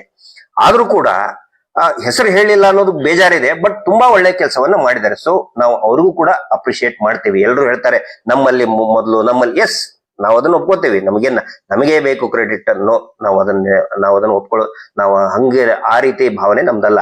ಎಸ್, ಇದು ಒಂದು ಟೀಮ್ ಎಫರ್ಟ್. ಆದ್ರೆ ಒಂದು ರಿಕ್ವೆಸ್ಟ್ ಮಾಡ್ಕೊಳ್ತಾ ಇದ್ದೀನಿ, ನಿನ್ನೆನೂ ಮತ್ತೆ ಒನ್ಸ್ ಅಗೇನ್ ಮೂಡುಬಿದಿರೆಯಲ್ಲಿ ಕರಿಂಜೆ ಗ್ರಾಮದಲ್ಲಿ ಯಶೋಧ ಅನ್ನುವಂತ ಮಹಿಳೆ ಆತ್ಮಹತ್ಯೆ ಮಾಡ್ಕೊಂಡಿದ್ದಾರೆ. ಈ ಧರ್ಮಸ್ಥಳ ಸಂಘದಿಂದನೇ. ಆದ್ರೆ ರಾತ್ರೋರಾತ್ರಿ ಪಾಪ ಅವ್ರ ಮಗನ ಕೈಯಲ್ಲಿ ಈ ಧರ್ಮಸ್ಥಳದ ಈ ದಣಿಗಳ ಕಡೆಯವರು ಬಂದು ಯಾವ್ದೋ ಒಂದು ಅಪ್ಲಿಕೇಶನ್ ಕಂಪ್ಲೇಂಟ್ ಕೊಟ್ಟು ಆ ಹುಡುಗನ ಕಡೆ 17 ವರ್ಷದ ಆ ಹುಡುಗನ ಕಡೆ ಸೈನ್ ಮಾಡಿಸಿ ಪ್ರಕರಣವನ್ನ ಮುಚ್ಚಿ ಹಾಕೋದಕ್ಕೆ ಬಂದಿದ್ದಾರೆ. ದಯವಿಟ್ಟು ಇಂಥದ್ರಲ್ಲಿ ನೀವು ಹಿಂಜರಿಬೇಡಿ. ಪತ್ರಕರ್ತರಿಗೆ ಹೇಳ್ತೇನೆ, ದೊಡ್ಡ ಚಾನಲ್ ಅವ್ರು, ನೀವು ಹೇಳ್ತೀರಲ್ಲ ಅಲ್ಲಿ ಆತ್ಮಹತ್ಯೆ, ಹೌದು, ವೆರಿ ಗುಡ್, ಒಳ್ಳೇದು. ಆದ್ರೆ ಹೆಸರು ಹೇಳಿ, ಅವಾಗ ಜನಕ್ಕೆ ಧೈರ್ಯ ಬರ್ತದೆ. ಈ ಕೆಲಸ 1 ವರ್ಷದಿಂದ ಮಾಡಿದ್ರೆ ಎಷ್ಟೋ ಜೀವಗಳು ಉಳಿತಾ ಇದ್ವು, ಎಷ್ಟೋ ಜೀವಗಳು ಇವತ್ತು ಉಳಿತಾ ಇದ್ದು, ಎಷ್ಟೋ ಜನ ಗುಳೆ ಹೋಗೋದು ತಪ್ತಾ ಇತ್ತು. ಇನ್ನು ಮೇಲಾದ್ರೂ ಧೈರ್ಯವಾಗಿ ಹೊರಗಡೆ ಬನ್ನಿ ಅಂತ ನಾನು ನಮ್ರವಾಗಿ ನಾನು ವಿನಂತಿಯನ್ನ ಮಾಡ್ಕೊಳ್ತಾ ಇದ್ದೀನಿ. ಇಷ್ಟು ವೆರಿ ಶಾರ್ಟ್ ಆಗಿ ಬಹಳ ಅನಿಸ್ತು. ಆದ್ರೆ ಇನ್ನೂ ಹೇಳೋದು ತುಂಬಾ ಇದೆ ಮಾತಾಡೋದಕ್ಕೆ. ಇಷ್ಟೋ ಒಂದು ಟ್ರ್ಯಾಕ್ ರೆಕಾರ್ಡ್, ಈ ರೀತಿ ಈ ಹೋರಾಟ ನಡೆದು ಬಂತು. ಹಾಗಿದ್ರೆ ಇನ್ನು ಮುಂದೇನು? ನಾವು ಮಾತಾಡೋದೇ ಇಲ್ವಾ? ಬಡ್ಡಿ ದಂಧೆ ನಿಂತು ಹೋಗ್ಬಿಡ್ತದಾ? ಇಲ್ಲಿ ಏನಾಗ್ಬೇಕು ಅಂತ ಹೇಳಿದ್ರೆ, ಈ ಗಿರಣಿ ಇರ್ತದಲ್ಲ, ಅದಕ್ಕೇನಂತಾರೆ ನೀವು, ನಮ್ಮಲ್ಲಿ ಗಿರಣಿ ಹಿಟ್ಟು ಮಾಡಿಸುವಂತ ಗಿರಣಿಯಲ್ಲಿ ಜೋಳ ಹಾಕಿಬಿಟ್ರೆ ಹಿಟ್ಟಾಗೋದಿಲ್ಲ. ಹಿಟ್ಟಾಗಬೇಕಂದ್ರೆ ಮಿಷಿನ್ ಸ್ಟಾರ್ಟ್ ಆಗ್ಬೇಕು. ಈಗ ಜೋಳ ಹಾಕಿದ್ದಾರೆ, ಆದ್ರೆ ಮಿಷಿನ್ ಸ್ಟಾರ್ಟ್ ಆಗ್ಬೇಕಲ್ಲ. ಅಂದ್ರೆ ಜನರು ತೊಂದರೆ ಆದಾಗ ಪೊಲೀಸ್ ಠಾಣೆಗಳಿಗೆ ಹೋಗೋದನ್ನ ಕಲಿಬೇಕು. ಎಲ್ರೂ ತಿಳ್ಕೊಳ್ಳಿ, ಪೊಲೀಸರು ಏನು ದೊಣ್ಣೆ ತಗೊಂಡು ನಿಂತ್ಕೊಂಡಿರಂಗಿಲ್ಲ. ಕಂಪ್ಲೇಂಟ್ ಕೊಡಕ್ ಹೋದ್ಕೊಳ್ಳಿ ಹೊಡ್ಯಾಕ್ ನಿಂತಿರೋದಿಲ್ಲ, ನಿಮಗೇನು ತೊಂದರೆ ಆಗೋದಿಲ್ಲ. ಇವತ್ತು ಸಿದ್ದರಾಮಯ್ಯನವರು ಕೂಡ ಹೇಳಿದ್ದಾರೆ, ಸರ್ಕಾರ ನಿಮ್ಮ ಜೊತೆಗಿದೆ, ಆತುರದ ನಿರ್ಧಾರವನ್ನ ತಗೊಳ್ಬೇಡಿ. ನಾವು ಈ ಮಾತನ್ನ ಕಳೆದ 1 ವರ್ಷದಿಂದ ಹೇಳ್ತಾ ಇದ್ದೀವಿ. ನಾವೆಲ್ಲರೂ ಸೌಜನ್ಯ ಹೋರಾಟಗಾರರು ನಿಮ್ ಜೊತೆಗಿದ್ದೀವಿ, ಪೊಲೀಸ್ ಇಲಾಖೆ ನಿಮ್ ಜೊತೆಗಿರ್ತದೆ. ಕೆಲವೊಬ್ರು ವಿರೋಧವಾಗಿನೇ ಇರ್ತಾರೆ, ಕೆಲವೊಬ್ರು ಆದ್ರೂ ಕೂಡ ಯಾವಾಗ ಜನ ಒಗ್ಗಟ್ಟಾಗ್ತೀವಿ, ನಾವು ಪ್ರಜಾಪ್ರಭುತ್ವದಲ್ಲಿ ಒಂದು ತಿಳ್ಕೊಳ್ಳಿ, ಇಲ್ಲಿ ಪ್ರಭಾವಿಗಳದ್ದು ಸ್ವಲ್ಪ ದಿನ ನಡೀತದೆ. ಜನ ಒಗ್ಗಟ್ಟಾದ್ರೆ ಯಾವ ಪ್ರಭಾವಿಗಳು ಕೂಡ ಪ್ರಭಾವಿಗಳ ತಾಕತ್ತು ನಡೆಯೋದಿಲ್ಲ. ಜನ ಒಗ್ಗಟ್ಟಾದ್ರೆ ಸುನಾಮಿಯ ಶಕ್ತಿ ಬರ್ತದೆ. ನಾನು ಎಲ್ಲಾ ಗ್ರಾಮಸ್ಥರುಗಳಿಗೆ ಮುಂದೇನಾಗ್ಬೇಕು ಅನ್ನೋ ಪ್ರಶ್ನೆ ಕೇಳ್ತಾ ಇದ್ದಾರೆ ಅಲ್ಲ. ದಯವಿಟ್ಟು ಗ್ರಾಮಸ್ಥರು ಒಂದಾಗ್ರಿ, ಸ್ವಸಹಾಯ ಗುಂಪುಗಳು ನೀವು ಒಂದಾಗಬೇಕು. ನೀವು ಈಗ ಇಷ್ಟ ದಿನ ಏನಾಗ್ತಿತ್ತು, ಒಬ್ಬನ್ ಕಟ್ಲಿಲ್ಲ ಅಂತ ಹೇಳಿದ್ರೆ 10 ಜನರ ಗುಂಪಲ್ಲಿ ಒಬ್ರು ಇಬ್ರು ಕಟ್ಲಿಲ್ಲ ಅಂದ್ರೆ 8 ಜನಕ್ಕೆ ಅವ್ರ ಮನೆ ಮುಂದೆ ಹೋಗಿ ಜಗಳ ಮಾಡ್ಸಕ್ ನಿಂದಿಸ್ತಿದ್ರು ಇವ್ರೆ. ಈಗೇನಾದ್ರೂ ಹಾಗೆ ಮಾಡಿದ್ರೆ ಆ 8 ಜನರ ಮೇಲೇನು FIR ಆಗುತ್ತೆ. ಯಾಕಂದ್ರೆ ಇವ್ರು ಹೇಳ್ತಾ ಇದಾರೆ ನಮಗೂ ಅದಕ್ಕೂ ಸಂಬಂಧ ಇಲ್ಲ, ನಾವು ದೇವಮಾನವರು, ಪರಮ ಪೂಜ್ಯರು ನಾವು, ನಮ್ಮ ಮೇಲೆ ಕೇಸ್ ಹಾಕ್ಬೇಡಿ ಅಂತ ಪೊಲೀಸರಿಗೆ ಇವರು ಹೇಳ್ತಾ ಇದ್ದಾರೆ. ಸಿಗಸಾಕ್ತಾ ಇರೋರು ನಿಮ್ಮನ್ನ, ಗ್ರಾಮಸ್ಥರನ್ನ, ಅಮಾಯಕರನ್ನ, ರೈತರನ್ನ, ಕೂಲಿ ಕಾರ್ಮಿಕರನ್ನ ಕಿಸಿ ಹಾಕಿಸ್ತಾ ಇದ್ದಾರೆ, FIR ಮಾಡಿಸ್ತಾ ಇದ್ದಾರೆ. ಅದನ್ನ ನೆನಪಿರ್ಲಿ ನಿಮಗೆ. ಇಷ್ಟು ದಿನ NCR 41 NCR ಆಗಿದೆ, 41 NCR ಆಗಿದೆ. ಇನ್ನು ಮೇಲೆ FIR ಆಗೋದಕ್ಕೆ ಶುರು ಆಗತ್ತೆ. ಆಗಬೇಕಾಗಿದ್ ಯಾರ ಮೇಲೆ? ನೀವೇನ್ ದುಡ್ಡು ಕಲೆಕ್ಟ್ ಮಾಡಿ ನಿಮ್ಮನೆ ಕೊಡ್ತೀರಾ? ಕೊಡ್ತಿರ್ತಾನೆ ಇವ್ರಿಗೆ, ದಣಿಗಳಿಗೆ. ಅವ್ರ ಮೇಲೆ FIR ಆಗ್ಬೇಕಂತ ನಾವು ಹೇಳ್ತಾ ಇದೀವಿ, ನಿಮ್ಮ ಮೇಲಲ್ಲ. ಅದಕ್ಕೆ ದಯವಿಟ್ಟು ಗ್ರಾಮಸ್ಥರು ಒಗ್ಗಟ್ಟಾಗಿ, ಒಗ್ಗಟ್ಟಿನಲ್ಲಿ ಬಲ ಇದೆ. ಒಂದು ಮಾದರಿ ಗ್ರಾಮ ಅಂತ ಮಾಡಿ, ಬಡ್ಡಿ ಕಿರುಕುಳ ಇಲ್ಲದಂತಹ ಮಾದರಿ ಗ್ರಾಮ, ಅದನ್ನ ನಾವು ಸ್ಟಾರ್ಟ್ ಮಾಡ್ತೀವಿ. ಅದಕ್ಕೆ ನಾವು ನಾಳೆಯಿಂದನೇ ಚಾಲನೆ ಕೊಡ್ತಾ ಇದೀವಿ. ಒಂದು ಮಾದರಿ ಗ್ರಾಮ ಆಗಬೇಕು. ಯಾಕಂತ ಹೇಳಿದ್ರೆ ಈ ಮೀಟರ್ ಬಡ್ಡಿ, ಧರ್ಮಸ್ಥಳ, ಈ ಬಡ್ಡಿ ಪೂಜ್ಯರ ಕೃಪೆಯಿಂದ ಗ್ರಾಮಗಳು ಗ್ರಾಮಗಳಾಗಿ ಉಳಿದಿಲ್ಲ. ಯಾವುದೇ ಗ್ರಾಮಕ್ಕೆ ಹೋಗಿ ನೀವು ಬರೀ ಜಗಳ, ಬೆಳಗ್ಗೆಯಿಂದ ರಾತ್ರಿವರೆಗೆ ಬರೀ ಜಗಳ. ಹೆಣ್ಮಕ್ಳಂತರೂ ಅವ್ರವರಲ್ಲಿನೇ ಜಗಳ, ಸತ್ರು ಯಾರು ಹೋಗಲ್ಲ. ಮುಂಚೆ ಒಂದು ಮದುವೆ ಆತಂತ ಹೇಳಿದ್ರೆ 1 ತಿಂಗಳಗಟ್ಲೆ ಎಲ್ಲಾರು ಸೇರಿ ಒಂದು ಮನೆ ಮದುವೆ ಮಾಡ್ತಾ ಇದ್ರು. ಇವತ್ತು ಅದೇನು ಇಲ್ಲ, ಊರಲ್ಲಿ ಬರೀ ಜಗಳ, ಸತ್ರು ಹೋಗಲ್ಲ. ಯಾಕಂತ ಹೇಳಿದ್ರೆ ಬಡ್ಡಿ ಕೇಳಕ್ ಹೋಗಿರ್ತಾನಲ್ಲ. ಅದು ಆ ಪದ್ಧತಿ ಹೋಗಿ ನಮ್ಮ ಹಳೆಯ ಗ್ರಾಮೀಣ ಸೊಗಡು, ಗ್ರಾಮೀಣ ಸಂಸ್ಕೃತಿ, ಗ್ರಾಮೀಣ ಪರಂಪರೆ ಮರುಕಳಿಸಬೇಕು ಅನ್ನೋದು ನಮ್ಮ ಉದ್ದೇಶ. ಹಿಂಗಾಗಿ ನಾನು ಹೇಳ್ತಾ ಇದ್ದೀನಿ, ದಯವಿಟ್ಟು ಎಲ್ಲರೂ ಕೂಡ ಗ್ರಾಮಸ್ಥರು ಒಗ್ಗಟ್ಟಾಗ್ರಿ, ಸಂಘದ ಸದಸ್ಯರು ಒಗ್ಗಟ್ಟಾಗಿ. ಹಾಗಿದ್ರೆ ಸಾಲ ಕೊಡೋರು ಯಾರು? ಬ್ಯಾಂಕ್ಗಳೇ ಇದೆ. ಸ್ವಸಹಾಯ ಗುಂಪು ನೀವು ಇದಿರಲ್ಲ, ಡೈರೆಕ್ಟ್ ಆಗಿ ಕೊಡ್ತಾರೆ, ನಿಮಗೆ ನೇರವಾಗಿ ಕೊಡ್ತಾರೆ. ಬರೀ 8% ಅಲ್ಲಿ ಕೊಡ್ತಾರೆ. 3 ತಿಂಗಳಿಗೊಮ್ಮೆ ಕಟ್ಟಿದ್ರೆ ಸಾಕು. ನೀವು ಯಾವ್ದು ಒಳ್ಳೇದು? ಪ್ರತಿ ವಾರ 20-40% ಅಲ್ಲಿ ದುಡ್ಡು ಕಟ್ಟೋದು ಒಳ್ಳೇದಾ? ನೇರವಾಗಿ ಸ್ವಸಹಾಯ ಗುಂಪುಗಳಿಗೆ ಬರೀ 7-8% ಅಲ್ಲಿ, ಅದರಲ್ಲಿ NRLM ಆಗಿದ್ರೆ ಮತ್ತೆ 4% ಕಟ್, ಬರೀ 4% ಅಲ್ಲಿ ನಿಮ್ 4% ಅಲ್ಲಿ ಸಿಗ್ತದೆ. ಆಲ್ರೆಡಿ ನಿಮ್ದು NRL ಮೇಲೆ ಎಂಟ್ರಿ ಆಗಿಬಿಟ್ಟಿದೆ. ಬರೀ 4% ಅಲ್ಲಿ 3 ತಿಂಗಳಿಗೊಂದ್ಸರಿ ಕಟ್ಟೋದು ಒಳ್ಳೇದಾ? ಸಾಲ ಎಷ್ಟು ಬೇಕೋ ಅಷ್ಟು ತಗೊಳ್ಳಿ. ನಾನು ಮೊಬೈಲ್ ತಗೋಬೇಕು, ವಾಷಿಂಗ್ ಮಷಿನ್ ತಗೊಂಡೆ, ರಮ್ಮಿ ಆಡಕ್ ಕಟ್ಟಿದ್ನೆ, ಬೆಟ್ಟಿಂಗ್ ಕಟ್ಟಿದ್ನೆ, ಬರ್ತ್ಡೇ ಮಾಡಕ್ ನಾ ಸಾಲ ತಗೊಂಡೆ. ಅಂತವ್ರಿಗೆ ನಾವು ಯಾರು ಉಳ್ಸಕ್ಕಾಗಲ್ಲ. 4-5 ಕಡೆ ಫೈನಾನ್ಸ್ ಕಡೆ ದುಡ್ಡು ತಗೊಂಡ್ರೆ ಯಾರು, ಯಾವ ಭಗವಂತನು, ಯಾವ ಸುಗ್ರೀವಾಜ್ಞೆ ಅಲ್ಲ, ಆ ಸುಗ್ರೀವನೇ ಬಂದು, ಶ್ರೀರಾಮಚಂದ್ರ ಬಂದ್, ದೇವರೇ ಬಂದ್ರೆ ನಿಮ್ಮನ್ನ ಕಾಪಾಡಕ್ ಆಗುದಿಲ್ಲ. ದಯವಿಟ್ಟು ದುಂದು ವೆಚ್ಚ ಮಾಡುವಂತ ಸಾಲ ತಗೊಳ್ಳಿಕ್ಕೆ ಹೋಗಬೇಡಿ. ಆವಾಗ ಗ್ರಾಮಗಳು ಗ್ರಾಮಗಳಾಗಿ ಉಳಿತವೆ. ಎಲ್ಲಾರು ಮಾತಾಡ್ತೀವಲ್ಲ ನಾವು, ನಮ್ಮ ಇಡೀ ದೇಶದ ಸತ್ವ, ಗ್ರಾಮ ಸ್ವರಾಜ್ಯ ಭಾಷಣ, ಎಲ್ಲರೂ ಭಾಷಣ ಮಾಡ್ತಾರೆ. ಭಾಷಣ ಮಾಡಿ ಗ್ರಾಮದಲ್ಲೇನೆ ಶಕ್ತಿ ಇದೆ, ನಮ್ಮ ದೇಶ ಗ್ರಾಮದ, ಹಳ್ಳಿಗಳ ನಾಡು, ಹಳ್ಳಿಗಳ ದೇಶ, ರೈತರ ದೇಶ. ಯಾರು ಮುಂದೆ ಬರ್ತಾ ಇದ್ದಾರೆ? ನಿನ್ನೆ ಒಬ್ರು ಸ್ನೇಹಿತರೆ, ಅವ್ರು ಮಂಡ್ಯದಿಂದ ಪ್ರಮೋದರು ಒಬ್ರು ಕೇಳಿದ್ರು, ಸರ್ ಎಲ್ಲರೂ ಅವ್ರವ್ರ ಬಗ್ಗೆ ಇದು ಮಾಡ್ತಾ ಇದ್ದಾರೆ, ನೀವು ಸೌಜನ್ಯ ಹೋರಾಟಗಾರರು ಮುಂದೆ ಬಂದಿದ್ದೀರಿ. ಹೌದು, ನಮಗೆ ನೋಡಿ ಇಲ್ಲಿ ಏನಾಗ್ತಾ ಇದೆ, ನಮ್ಮನ್ನ ನಾವು ಹೇಳ್ಕೊಳ್ಳೋದಂತಲ್ಲ, ಇದು ನಾವು ನೋಡ್ತಾ ಇದೀವಿ. ಎಲ್ಲರೂ ಅವ್ರವ್ರ ಸೇಫರ್ ಝೋನ್. ಈ ನಾಡಿನಲ್ಲಿ ಏನು ಚಿಂತಕರು ಕಡಿಮೆ ಇದೆಯಾ? ಆರ್ಥಿಕ ತಜ್ಞರು ಕಡಿಮೆ ಇದೆಯಾ? ಹೋರಾಟಗಾರರು ಕಡಿಮೆ ಇದೆಯಾ? ಯಾಕೆ ಮಾತಾಡ್ತಾ ಇಲ್ಲ? ಆರ್ಥಿಕ ಚಿಂತಕರು ಯಾಕೆ ಮಾತಾಡ್ತಾ ಇಲ್ಲ? ಲೇಖಕರು, ಸಾಹಿತಿಗಳು ಯಾಕೆ ಮಾತಾಡ್ತಾ ಇಲ್ಲ? ಮಾತಾಡ್ಬೇಕಲ್ಲ. ಮಾತಾಡಿದಾಗ ಜನಕ್ಕೆ ಒಂದು ಕಾನ್ಫಿಡೆನ್ಸ್ ಅಂತ ಬರ್ತದೆ. ಪ್ರಜ್ಞಾವಂತರು ಮಾತಾಡಿದಾಗ ಜನರಿಗೆ ಒಂದು ಕಾನ್ಫಿಡೆನ್ಸ್, ಅಂದ್ರೆ ಅಸಹಾಯಕರಿಗೆ ಒಂದು ಕಾನ್ಫಿಡೆನ್ಸ್ ಬರ್ತದೆ. ಹೌದಪ್ಪ, ನನ್ನ ಜೊತೆ ಇಡೀ ಸಮಾಜ ಇದೆ. ಯಾಕೆ ಆತ್ಮಹತ್ಯೆ ಮಾಡ್ಕೊಳ್ತಾರೆ ಹೇಳಿ? ಯಾರು ಮಾತಾಡಕ್ಕೆ ರೆಡಿ ಇಲ್ಲ. ಆಮೇಲೆ ಇನ್ನೊಂದು ನೋಡಿ, ನೀವು ಸಾಲ ತಗೊಂಡಿದ್ದು ಏನೋ ಒಂದು ಅಪರಾಧ ತರ ಬಿಂಬಿಸ್ತಾರೆ. ಆದ್ರೆ ಅದೇ ಅದಾನಿ, ಅಂಬಾನಿ, ಆ ಚೌಸ್ಕಿ, ಮಲ್ಯಾನೋ ಕಲ್ಯಾಣ ಊರ್ ಬಿಟ್ಟು ಓಡಿ ಹೋಗಿ ಇಂಗ್ಲೆಂಡ್ ಎಲ್ಲ ಕುಂತಿದಾನಲ್ಲ ಐಲ್ಯಾಂಡ್ ತಗೊಂಡು. ಅಲ್ಲರಿ, ಪ್ರತಿಯೊಬ್ಬ ಇಂಡಸ್ಟ್ರಿಯಲಿಸ್ಟ್, ಪ್ರತಿಯೊಬ್ಬ ಉದ್ಯಮಿ ಎಲ್ಲರೂ ಕೂಡ ಸಾಲದಲ್ಲೇ ಇರೋದು. ಆದ್ರೆ ಅವ್ರು ನಾವು ಗೌರವಿಸ್ತೀವಲ್ಲ, ಭಾರಿ ಭಯಂಕರ ದೊಡ್ಡ ದೇವ್ರ ತರ ಕಾಣ್ತೀವಿ, ವೆರಿ ಅಚೀವ್ಮೆಂಟ್ ಅಂತೆಲ್ಲ ನಾವು ನೋಡ್ತೀವಿ. ಒಂದು ಮದುವೆ ಮಾಡಕ್ ಸಾಲ ತಗೊಂಡವನಿಗೆ ನಾವು ಕೆಟ್ಟದಾಗಿ ಬಿಂಬಿಸ್ತಾ ಇದಾರೆ ಇಲ್ಲಿ. ತಗೊಂಡಿಯಲ್ಲಪ್ಪ ಸಾಲನ ಕಟ್ಟು. ಸಾಲ ತಗೊಳ್ದೇ ಇರೋ ಗೌತಮ ಬುದ್ಧರಿಗೆ ಜ್ಞಾನೋದಯ ಆಗ್ಬೇಕಾದ್ರೆ ಹೇಳಿದ್ರಂತೆ, ಸಾವಿಲ್ಲದ ಮನೆಯಲ್ಲಿ ಹೋಗಿ ಒಂದು ಸಾಸಿವೆ ಕಾಳು ತಗೊಂಡ್ ಬಾ ಅಂತ ಅವ್ರ ಗುರುಗಳು ಹೇಳ್ತಾರಂತೆ. ಈಗ ಸಾಲ ಇಲ್ಲದ ಮನೆಗೆ ಹೋಗಿ ಸಾಸಿವೆ ಕಾಳು ತಗೊಂಡ್ ಬಾ ಅನ್ನೋ ಪರಿಸ್ಥಿತಿ ಆಗಿದೆ. ಯಾರದ್ದಿಲ್ಲ ಸಾಲ. ಆದ್ರೆ ಪಾಪ ಏನೋ ಒಂದು ಮನೆಯಲ್ಲಿ ಒಂದು ಕಷ್ಟ ಇದೆ ಅಂತ ತಗೊಂಡವನಿಗೆ, ತಗೊಂಡಲ್ಲಪ್ಪ ಸಾಲನ ಕಟ್ಟು. ಆಯ್ತಪ್ಪ ಕಟ್ತೇನೆ, ಬ್ಯಾಂಕಿಗೆ ಹೋಗಿ ಕಟ್ತೇನೆ ಅಂತ. ಅದಕ್ಕೊಂದು ಪದ್ಧತಿ ಇದೆ. ಸಾವಿರಾರು ಕೋಟಿ ಮಾಫ್ ಮಾಡ್ಬಿಡ್ತಾರೆ ಬ್ಯಾಂಕ್ನವರು. ಸಾವಿರಾರು ಕೋಟಿ ದೊಡ್ಡ ದೊಡ್ಡ ಉದ್ಯಮಿಗಳದ್ದು. ಪಾಪ ಇವರು ರೈತರು ಅವ್ರು ದುಡಿದ್ರೆ, ಅವ್ರು ದುಡಿಲಿ ಅಂದ್ರೆ ನಮ್ಗೆ ಹೊಟ್ಟೆಗೆ ಒಂದು ಕೂಳು ಅನ್ನ ಸಿಗಲ್ಲ. ನಮಗೆ ಕಾರ್ಮಿಕರು ಕೆಲಸ ಮಾಡ್ಲಿಲ್ಲ ಅಂತ ಹೇಳಿದ್ರೆ ನಮ್ ಜೀವನ ನಡೆಯಲ್ಲ. ಪಾಪ ಅಂತವ್ರು ಸಾಲ ತಗೊಂಡ್ರೆ ಅವ್ರು ನಾವು ಅಪರಾಧಿ ಸ್ಥಾನದಲ್ಲಿ ನಾವು ನಿಲ್ಲಿಸ್ತೀವಿ. ಇದು ಹೋಗಬೇಕು.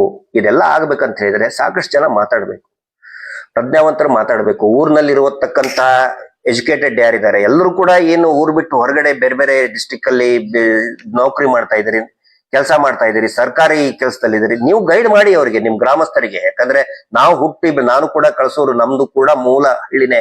ನಮ್ಮ ತಂದೆಯವರು ಕೂಡ ಅಂತಲ್ಲಿ ಹುಟ್ಟಿ ಬೆಳೆದದ್ದು. ನಾನು ಕೂಡ ನಿರಂತರವಾಗಿ ನಮ್ಮ ಗ್ರಾಮದಸ್ಥರ ಜೊತೆಗೆ ನಾನು ಮಾತಾಡ್ತಿರ್ತೇನೆ ಇವತ್ತಿಗೂ ಕೂಡ. ನಮ್ಮ ಗ್ರಾಮವನ್ನ ನಾವು ಮರಿಬಾರ್ದು. ಬರೀ ನಾನು ನಂದಿಷ್ಟೇ ಅಲ್ಲ, ನಮ್ಮ ಗ್ರಾಮದಲ್ಲಿ ಯಾರು ಸಂಕಷ್ಟಕ್ಕೀಡಾಗಿದ್ದಾರೆ ಅವ್ರ ಪರವಾಗಿ ನಾವು ಮಾತಾಡ್ಬೇಕು, ಅವ್ರಿಗೆ ಸಹಾಯ ಮಾಡ್ಬೇಕು, ಮಾರ್ಗದರ್ಶನ. ಅವ್ರಿಗೇನು ದುಡ್ಡು ಕೊಡೋದು ಬೇಕಾಗಿಲ್ಲ, ಅಟ್ಲೀಸ್ಟ್ ಒಂದು ಲೀಗಲ್ ಸೊಲ್ಯೂಷನ್. ಹಿಂಗಾದ್ರೆ ಹಿಂಗೆ ಅರ್ಜಿ ಈ ತರ ಬರೀರಿ. ಪೊಲೀಸ್ ಸ್ಟೇಷನ್ಗೆ ಹೋದಾಗ ಒಂದ್ಸರಿ ಮಾತು ಹೇಳಿ. ಅವ್ರಿಗೆ ಹೆದರ್ಕೋತಿರ್ತಾರೆ 90% ಇವತ್ತಿನವರೆಗೂ. ನಾನು ಪೊಲೀಸ್ ಸ್ಟೇಷನ್ ನಲ್ಲಿನೇ ಕೆಲಸ ಮಾಡಿದವನು. 100ಕ್ಕೆ 90% ಜನ ಭಯ ಬೀಳ್ತಾರೆ. ಆ ಭಯದಿಂದ ಹೊರಗಡೆ ಬನ್ನಿ. ಈ ಒಂದು ಕೆಲಸ ಎಲ್ಲಾ ಗ್ರಾಮದಲ್ಲಿರುವಂತ ಎಜುಕೇಟೆಡ್ ಏನಿದ್ದೀರಿ ಅದ್ ನೀವು ಮಾಡಿ. ಇದು ನಮ್ಮ ಹೋರಾಟದ ಉದ್ದೇಶ. ಸೌಜನ್ಯಾಳಿಂದ ಒಂದು ಪರಿವರ್ತನೆ ಆಗ್ಲಿ. ಪದೇ ಪದೇ ಮಹೇಶ್ ಶೆಟ್ಟಿ ತಿಮುರುಡಿ ಅವರು ಹೇಳ್ತಾ ಇರ್ತಾರೆ, ಸೌಜನ್ಯಾಳದಿಂದ ಒಂದು ಸಾಮಾಜಿಕ ಪರಿವರ್ತನೆ, ಒಂದು ಸೋಷಿಯಲ್ ರೆವಲ್ಯೂಷನ್ ಅಂದ್ರೆ ಏನು ಇದೆ. ಎಲ್ರಿಗೂ ಏನೋ ಒಂದು ಮಾಡ್ಬೇಕು, ಸಭೆ ಮಾಡ್ಬೇಕು ಅಂದ್ರೆ ವಿಪರೀತ ಪ್ರಚಾರ ಬಂದ್ಬಿಡ್ಬೇಕು, ತಕ್ಷಣನೇ ಬಂದ್ಬಿಡ್ಬೇಕು, ಸಿಕ್ಕಾಪಟ್ಟೆ ಇದನ್ನ ನಮ್ಗೆ ಅದು ಯಾವ್ದು ಇಲ್ಲ ಇದು. ಬಟ್ ಸ್ಟಿಲ್ ನಾವು ಹೋಗ್ತಾ ಇದೀವಿ, ಒಂದು ಅಲೆ ಹಿಡ್ಕೊಂಡು, ಒಂದು ದಾರಿ ಹಿಡ್ಕೊಂಡು ನಾವು ಹೋಗ್ತಾ ಇದೀವಿ. ತಮ್ಮೆಮ್ಮಲ್ ಎಲ್ಲರ ಒಂದು ಬೆಂಬಲ ಇರಲಿ. ಸೌಜನ್ಯಾಳಿಗೆ ನ್ಯಾಯ ಸಿಗುತ್ತೆ, ಸಿಗ್ಲೇಬೇಕು. ಯಾಕಂತ ಹೇಳಿದ್ರೆ ಮೂಲ ಉದ್ದೇಶ ಏನು, ನಿರಂತರ ಅತ್ಯಾಚಾರಗಳಾಗ್ತಾ ಇದೆ. ಪೇಪರ್ ತೆಗೆದು ನೋಡಿ, ಇವತ್ತಿನ ಪೇಪರ್ ತೆಗೆದು ನೋಡಿ, ನಿನ್ನೆ ಪೇಪರ್ ತೆಗೆದು ನೋಡಿ, ನಾಳೆ ಪೇಪರ್ನಲ್ಲಿ ಕೂಡ ಅತ್ಯಾಚಾರದ ಒಂದಾದ್ರೂ ಇದ್ದೇ ಇರ್ತದೆ. ನಾಳೆ ನಮ್ಮ ಮನೆಯ ಹೆಣ್ಮಕ್ಳು ಯಾರಾದ್ರೂ ಆಗಿರ್ಬೋದು, ಅಕ್ಕ, ತಂಗಿ, ಹೆಂಡತಿ, ಮಕ್ಕಳು, ಎನಿ ಒನ್, ಆ ಲಿಸ್ಟ್ ಅಲ್ಲಿ ಇರಬಾರ್ದು. ಸೌಜನ್ಯಾಳಿಗೆ ಒಂದು ನ್ಯಾಯ ಸಿಕ್ಕರೆ ಎಲ್ಲವೂ ಕೂಡ ಈಗ ಹೆಂಗೆ ಬಡ್ಡಿ ದಂಧೆ ಎಲ್ಲರೂ ಎಚ್ಚೆತ್ಕೊಂಡ್ರಲ್ಲ, ಅಲರ್ಟ್ ಆದ್ರಲ್ಲ, ಅದೇ ರೀತಿ ಅಲರ್ಟ್ ಈ ಸೆಕ್ಷುವಲ್ ಹರಾಸ್ಮೆಂಟ್ಗೆ, ಅಫೆನ್ಸ್ಗಳ ಬಗ್ಗೆನೂ ಕೂಡ ಅಲರ್ಟ್ ಆಗಬೇಕು ಅನ್ನೋದು ನಮ್ಮ ಉದ್ದೇಶ, ಸೌಜನ್ಯ ಹೋರಾಟದ ಉದ್ದೇಶ. ನಾಳೆಯಿಂದ ಹೊಸ ಸೀಸನ್ ಶುರು ಆಗುತ್ತೆ. ಬಡ್ಡಿ ದಂಧೆ ದಯವಿಟ್ಟು ಯಾರು ಕಟ್ಟಬೇಡಿ, ಯಾರು ಕೂಡ ಕಟ್ಟಬೇಡಿ. ಎಸ್ಪೆಷಲಿ ಅಂದ್ರೆ ನಾವು ಈ ಸಾಕಷ್ಟು ಕೋಆಪರೇಟಿವ್ ಸೊಸೈಟಿಗಳಿದೆ, ನ್ಯಾಯಯುತವಾಗಿ ಈ ದುಡ್ಡನ್ನ ಕೊಟ್ಟಿದ್ದಾರೆ, ಸಾಲವನ್ನ ಕೊಟ್ಟಿದ್ದಾರೆ, ಅವ್ರ ವಿರೋಧ ನಾವು ಮಾಡ್ತಾ ಇಲ್ಲ. ಇವತ್ತು ಕರ್ನಾಟಕದಲ್ಲಿ ಅನೇಕ ಕೋಆಪರೇಟಿವ್ ಸೊಸೈಟಿಗಳು ಒಳ್ಳೆ ಕೆಲಸ ಮಾಡ್ತಾ ಇದೆ, ನಾವು ಅವ್ರ ವಿರುದ್ಧ ಮಾತಾಡ್ತಾ ಇಲ್ಲ. ನಿಯಮಿತ ಕರೆಕ್ಟ್ ಆಗಿ ಮಾಡ್ತಾ ಇದ್ದಾರೆ, ನಾವು ಅವ್ರ ವಿರುದ್ಧ ಇಲ್ಲ. ದಯವಿಟ್ಟು ಯಾರ್ಯಾರು ತಗೊಂಡಿದ್ದೀರಿ ಬ್ಯಾಂಕಿಗೆ, ಕೋಆಪರೇಟಿವ್ ಸೊಸೈಟಿಗೆ, ಆಮೇಲೆ ಮೈಕ್ರೋ ಫೈನಾನ್ಸ್ ಕೂಡ ಆಸ್ ಪರ್ RBI ರೂಲ್ಸ್ ಪ್ರಕಾರ ಸಾಕಷ್ಟು ಮೈಕ್ರೋ ಫೈನಾನ್ಸ್ ಗಳು ಕೆಲಸ ಮಾಡ್ತಾ ಇದ್ದೇವೆ, ಅವ್ರ ವಿರುದ್ಧ ನಾವು ಮಾತಾಡ್ತಾ ಇಲ್ಲ. ಆದ್ರೆ ಈ ಢೋಂಗಿ ನಕಲಿ ದೇವಮಾನವರ ಯೋಜನೆ, ಗ್ರಾಮಾಭಿವೃದ್ಧಿ, ಈ ಏನೋ ಮಂಜುನಾಥ ಸ್ವಾಮಿ ಔಷಧಿ ಅಂಗಡಿ ಅಂತ ಹಾಕೊಂಡು ಒಳಗಡೆ ಕಳ್ಳಬಟ್ಟಿ ಸರಾಯಿ ಮಾಡ್ತಾ ಇದಾರಲ್ಲ, ಮೀಟರ್ ಬಡ್ಡಿ ದಂಧೆ ಮಾಡ್ತಾ ಇದಾರಲ್ಲ, ನಾಳೆಯಿಂದ ಇವತ್ತಿನಿಂದನೇ, ಯಾಕಂದ್ರೆ ಆದೇಶ ಇವತ್ತು 5 ಗಂಟೆಗೆ ಸೈನ್ ಆಗಿದೆ, ಇವತ್ತಿನಿಂದ ಅವ್ರು ಕಲೆಕ್ಟ್ ಮಾಡೋ ಹಾಗೇನೆ ಇಲ್ಲ. ಕಲೆಕ್ಟ್ ಮಾಡಕೂಡ್ದು. ಮಾಡಿದ್ರೆ ಏನಾದ್ರೂ ಬೈದ್ರೆ ಇಮ್ಮಿಡಿಯೇಟ್ ಆಗಿ ಪೊಲೀಸ್ ಸ್ಟೇಷನ್ ಕಂಪ್ಲೇಂಟ್ ಕೊಡಿ. ಅವ್ರ ಮೇಲೆ FIR ಆಗೇ ಆಗುತ್ತೆ, ಆಗಲೇಬೇಕು. ಇವತ್ತಿನಿಂದ ನೀವು ಬಡ್ಡಿ ಮುಕ್ತರಾಗಿದ್ರಿ, ಋಣ ಮುಕ್ತರಾದ್ರಿ, ಜೀತ ಮುಕ್ತರಾಗಿದ್ದೀರಿ ಅನ್ನೋ ಒಂದು ಮಾತನ್ನ ನಾನು ಹೇಳೋದಕ್ಕೆ ಇಷ್ಟಪಡ್ತಾ ಇದ್ದೀನಿ. ಯಾಕಂದ್ರೆ ಇವ್ರು ಏನ್ ಮಾಡಿದ್ರು, ಒಂದ್ 10,000 ಕೊಟ್ಟು ಎಲ್ಲಾರನು ಜಿದ್ದಕ್ಕೆ ಇಟ್ಕೊಳ್ತಾ ಇದ್ರು. 10,000 ಕೊಟ್ಟೆ, ಆಮೇಲೆ 1 ಲಕ್ಷ ಕೊಟ್ಟೆ, ಹಂಗ್ ಕಟ್ತಾನೆ ಇರ್ಬೇಕು, ಅವ್ರು ಹೇಳಿದ್ ಕೇಳ್ಬೇಕು. ಜೀತ ಪದ್ಧತಿ, ಮಾಡರ್ನ್ ಜೀತ ಪದ್ಧತಿ ಇದು, ಮಾಡರ್ನ್ ಬಾಂಡೆಡ್ ಲೇಬರ್ ಸಿಸ್ಟಮ್ ತಗೊಂಡ್ ಬಂದ್ಬಿಟ್ಟಿದ್ರು. ಅದಕ್ಕೆ ಒಂದು ಮುಕ್ತಿ ಸಿಕ್ಕಿದೆ. ಇನ್ನು ಮುಂದೆನೂ ಕೂಡ ನಿರಂತರವಾಗಿ ನಾವು ಈ ಜನಜಾಗೃತಿ ಸಭೆಗಳನ್ನ ಹಮ್ಮಿಕೊಳ್ತಾ ಇದೀವಿ. ಪ್ರತಿ ಜಿಲ್ಲೆಗೆ ಹೋಗ್ತೀವಿ. ಮತ್ತೆ ಸದ್ಯದರಲ್ಲಿ ಕೇರಳಕ್ಕೂ ಕೂಡ ನಾವು ಹೋಗ್ತಾ ಇದೀವಿ. ಕೇರಳದಲ್ಲಿನೂ ಕೂಡ ಒಂದು ದೊಡ್ಡ ಮಟ್ಟದ ಜಾಗೃತಿ, ನಮ್ಮ ಸೌಜನ್ಯ ಹೋರಾಟಗಾರರ ಟೀಮ್ ಇಂದ ಒಂದು ದೊಡ್ಡ ಮಟ್ಟದ ಅಲ್ಲಿ ಒಂದು ಸಮಿತಿ ಆಗಿದೆ. ಅಲ್ಲಿಯೂ ಕೂಡ ಜಾಗೃತಿ ಬಂದಿದೆ. ಕೇರಳ ಸರ್ಕಾರ ಈ ಹಿಂದೆನೆ ಒಂದು ತನಿಖೆಗೂ ಕೂಡ ಆದೇಶ ಮಾಡಿದೆ. ಅಲ್ಲಿಯೂ ಕೂಡ ಒಂದು ಸಮಾವೇಶ, ಒಂದು ಎಲ್ಲವೂ ಜನಜಾಗೃತಿಯನ್ನ ನಾವು ಮಾಡ್ತಾ ಇದೀವಿ. ತಮ್ಮೆಲ್ಲರ ಸಹಕಾರ, ತಮ್ಮೆಲ್ಲರ ಬೆಂಬಲ ಈ ನಮ್ಮ ಒಂದು ಹೋರಾಟಕ್ಕೆ ಇರ್ಲಿ. ಇವತ್ತು ಎಲ್ರಿಗೂ ಕೂಡ ಒಂದು ಸಂತೋಷದ ವಿಷಯ. ಈ ಹೋರಾಟ ಒಂದು ತಾರ್ಕಿಕ ಒಂದು ಫಲವನ್ನ ಕಂಡಿದೆ. ಇದಕ್ಕೆ ಸಹಕರಿಸಿದಂತ ಪ್ರತಿಯೊಬ್ಬರಿಗೂ ಕೂಡ ನಾನು ಧನ್ಯವಾದಗಳನ್ನ ಹೇಳಲೇಬೇಕು. ಸೌಜನ್ಯ ಹೋರಾಟ ಸಮಿತಿಯ ಪರವಾಗಿ ಇದರ ಜೊತೆಗೆ ಇರತಕ್ಕಂತ ನಮ್ಮ ಮಹೇಶ್ ಶೆಟ್ಟಿ ತಿಮರೋಡಿ ಅವರ ಒಂದು ನೇತೃತ್ವದಲ್ಲಿ ಇನ್ನೂ ಕೂಡ ಬರುವಂತ ದಿನಗಳು ಅತ್ಯಂತ ರಣರೋಚಕವಾಗಿರ್ತದೆ. ನೀವು ನೋಡ್ತಾ ಇರಿ, ಇದನ್ನ ನಾವು ಮಾಡ್ತಾ ಇರುವಂತದ್ದಲ್ಲ. ನನಗನ್ಸಿದ ಮಟ್ಟಿಗೆ, ನಾನು ಯೂಶಲಿ ಅದನ್ನ ನಂಬೋದಿಲ್ಲ, ಬಟ್ ಅದನ್ನ ನಂಬುವಂಗಾಗಿದೆ. ಇವತ್ತು ಬೆಳಗ್ಗೆನೆ ಮಹೇಶ್ ಶೆಟ್ಟಿ ಹೇಳಿದ್ರು, ನೀವು ಸುಮ್ಮನೆ ಹೋಗಿ ಬನ್ನಿ, ಅಣ್ಣಪ್ಪಯ್ಯರು ತಮ್ಮ ನಿರ್ಧಾರ ಕೊಡ್ತಾರೆ. ಇವತ್ತು ಅಣ್ಣಪ್ಪ ಸ್ವಾಮಿ ನಿರ್ಧಾರ ಕೊಡ್ತಾರೆ, ನೀವು ಸುಮ್ಮನೆ ಗವರ್ನರ್ ಆಫೀಸಿಗೆ ಹೋಗಿ ಬನ್ನಿ ಅಂತ. ಅದೇ ರೀತಿ ಆಯ್ತು. ಹಿಂಗಾಗಿ ಈ ಒಂದು ಹೋರಾಟದ ಇದರಲ್ಲಿ ತಮ್ಮೆಲ್ಲರ ಒಂದು ಸಹಕಾರ, ಆಶೀರ್ವಾದ, ಆಮೇಲೆ ಸೌಜನ್ಯಳಿಗೆ ನ್ಯಾಯ ಸಿಗ್ಲಿ ಅನ್ನೋ ಒಂದು ಪ್ರಾರ್ಥನೆ ತಮ್ಮೆಲ್ಲರಿಂದನೂ ಇರ್ಲಿ ಅಂತ ಕೇಳ್ತಾ ಇವತ್ತಿನ ಈ ವಿಶೇಷ ಲೈವ್ ಅನ್ನು ಮುಗಿಸ್ತಾ ಇದ್ದೀನಿ. ಧನ್ಯವಾದಗಳು. Justice for Soujanya.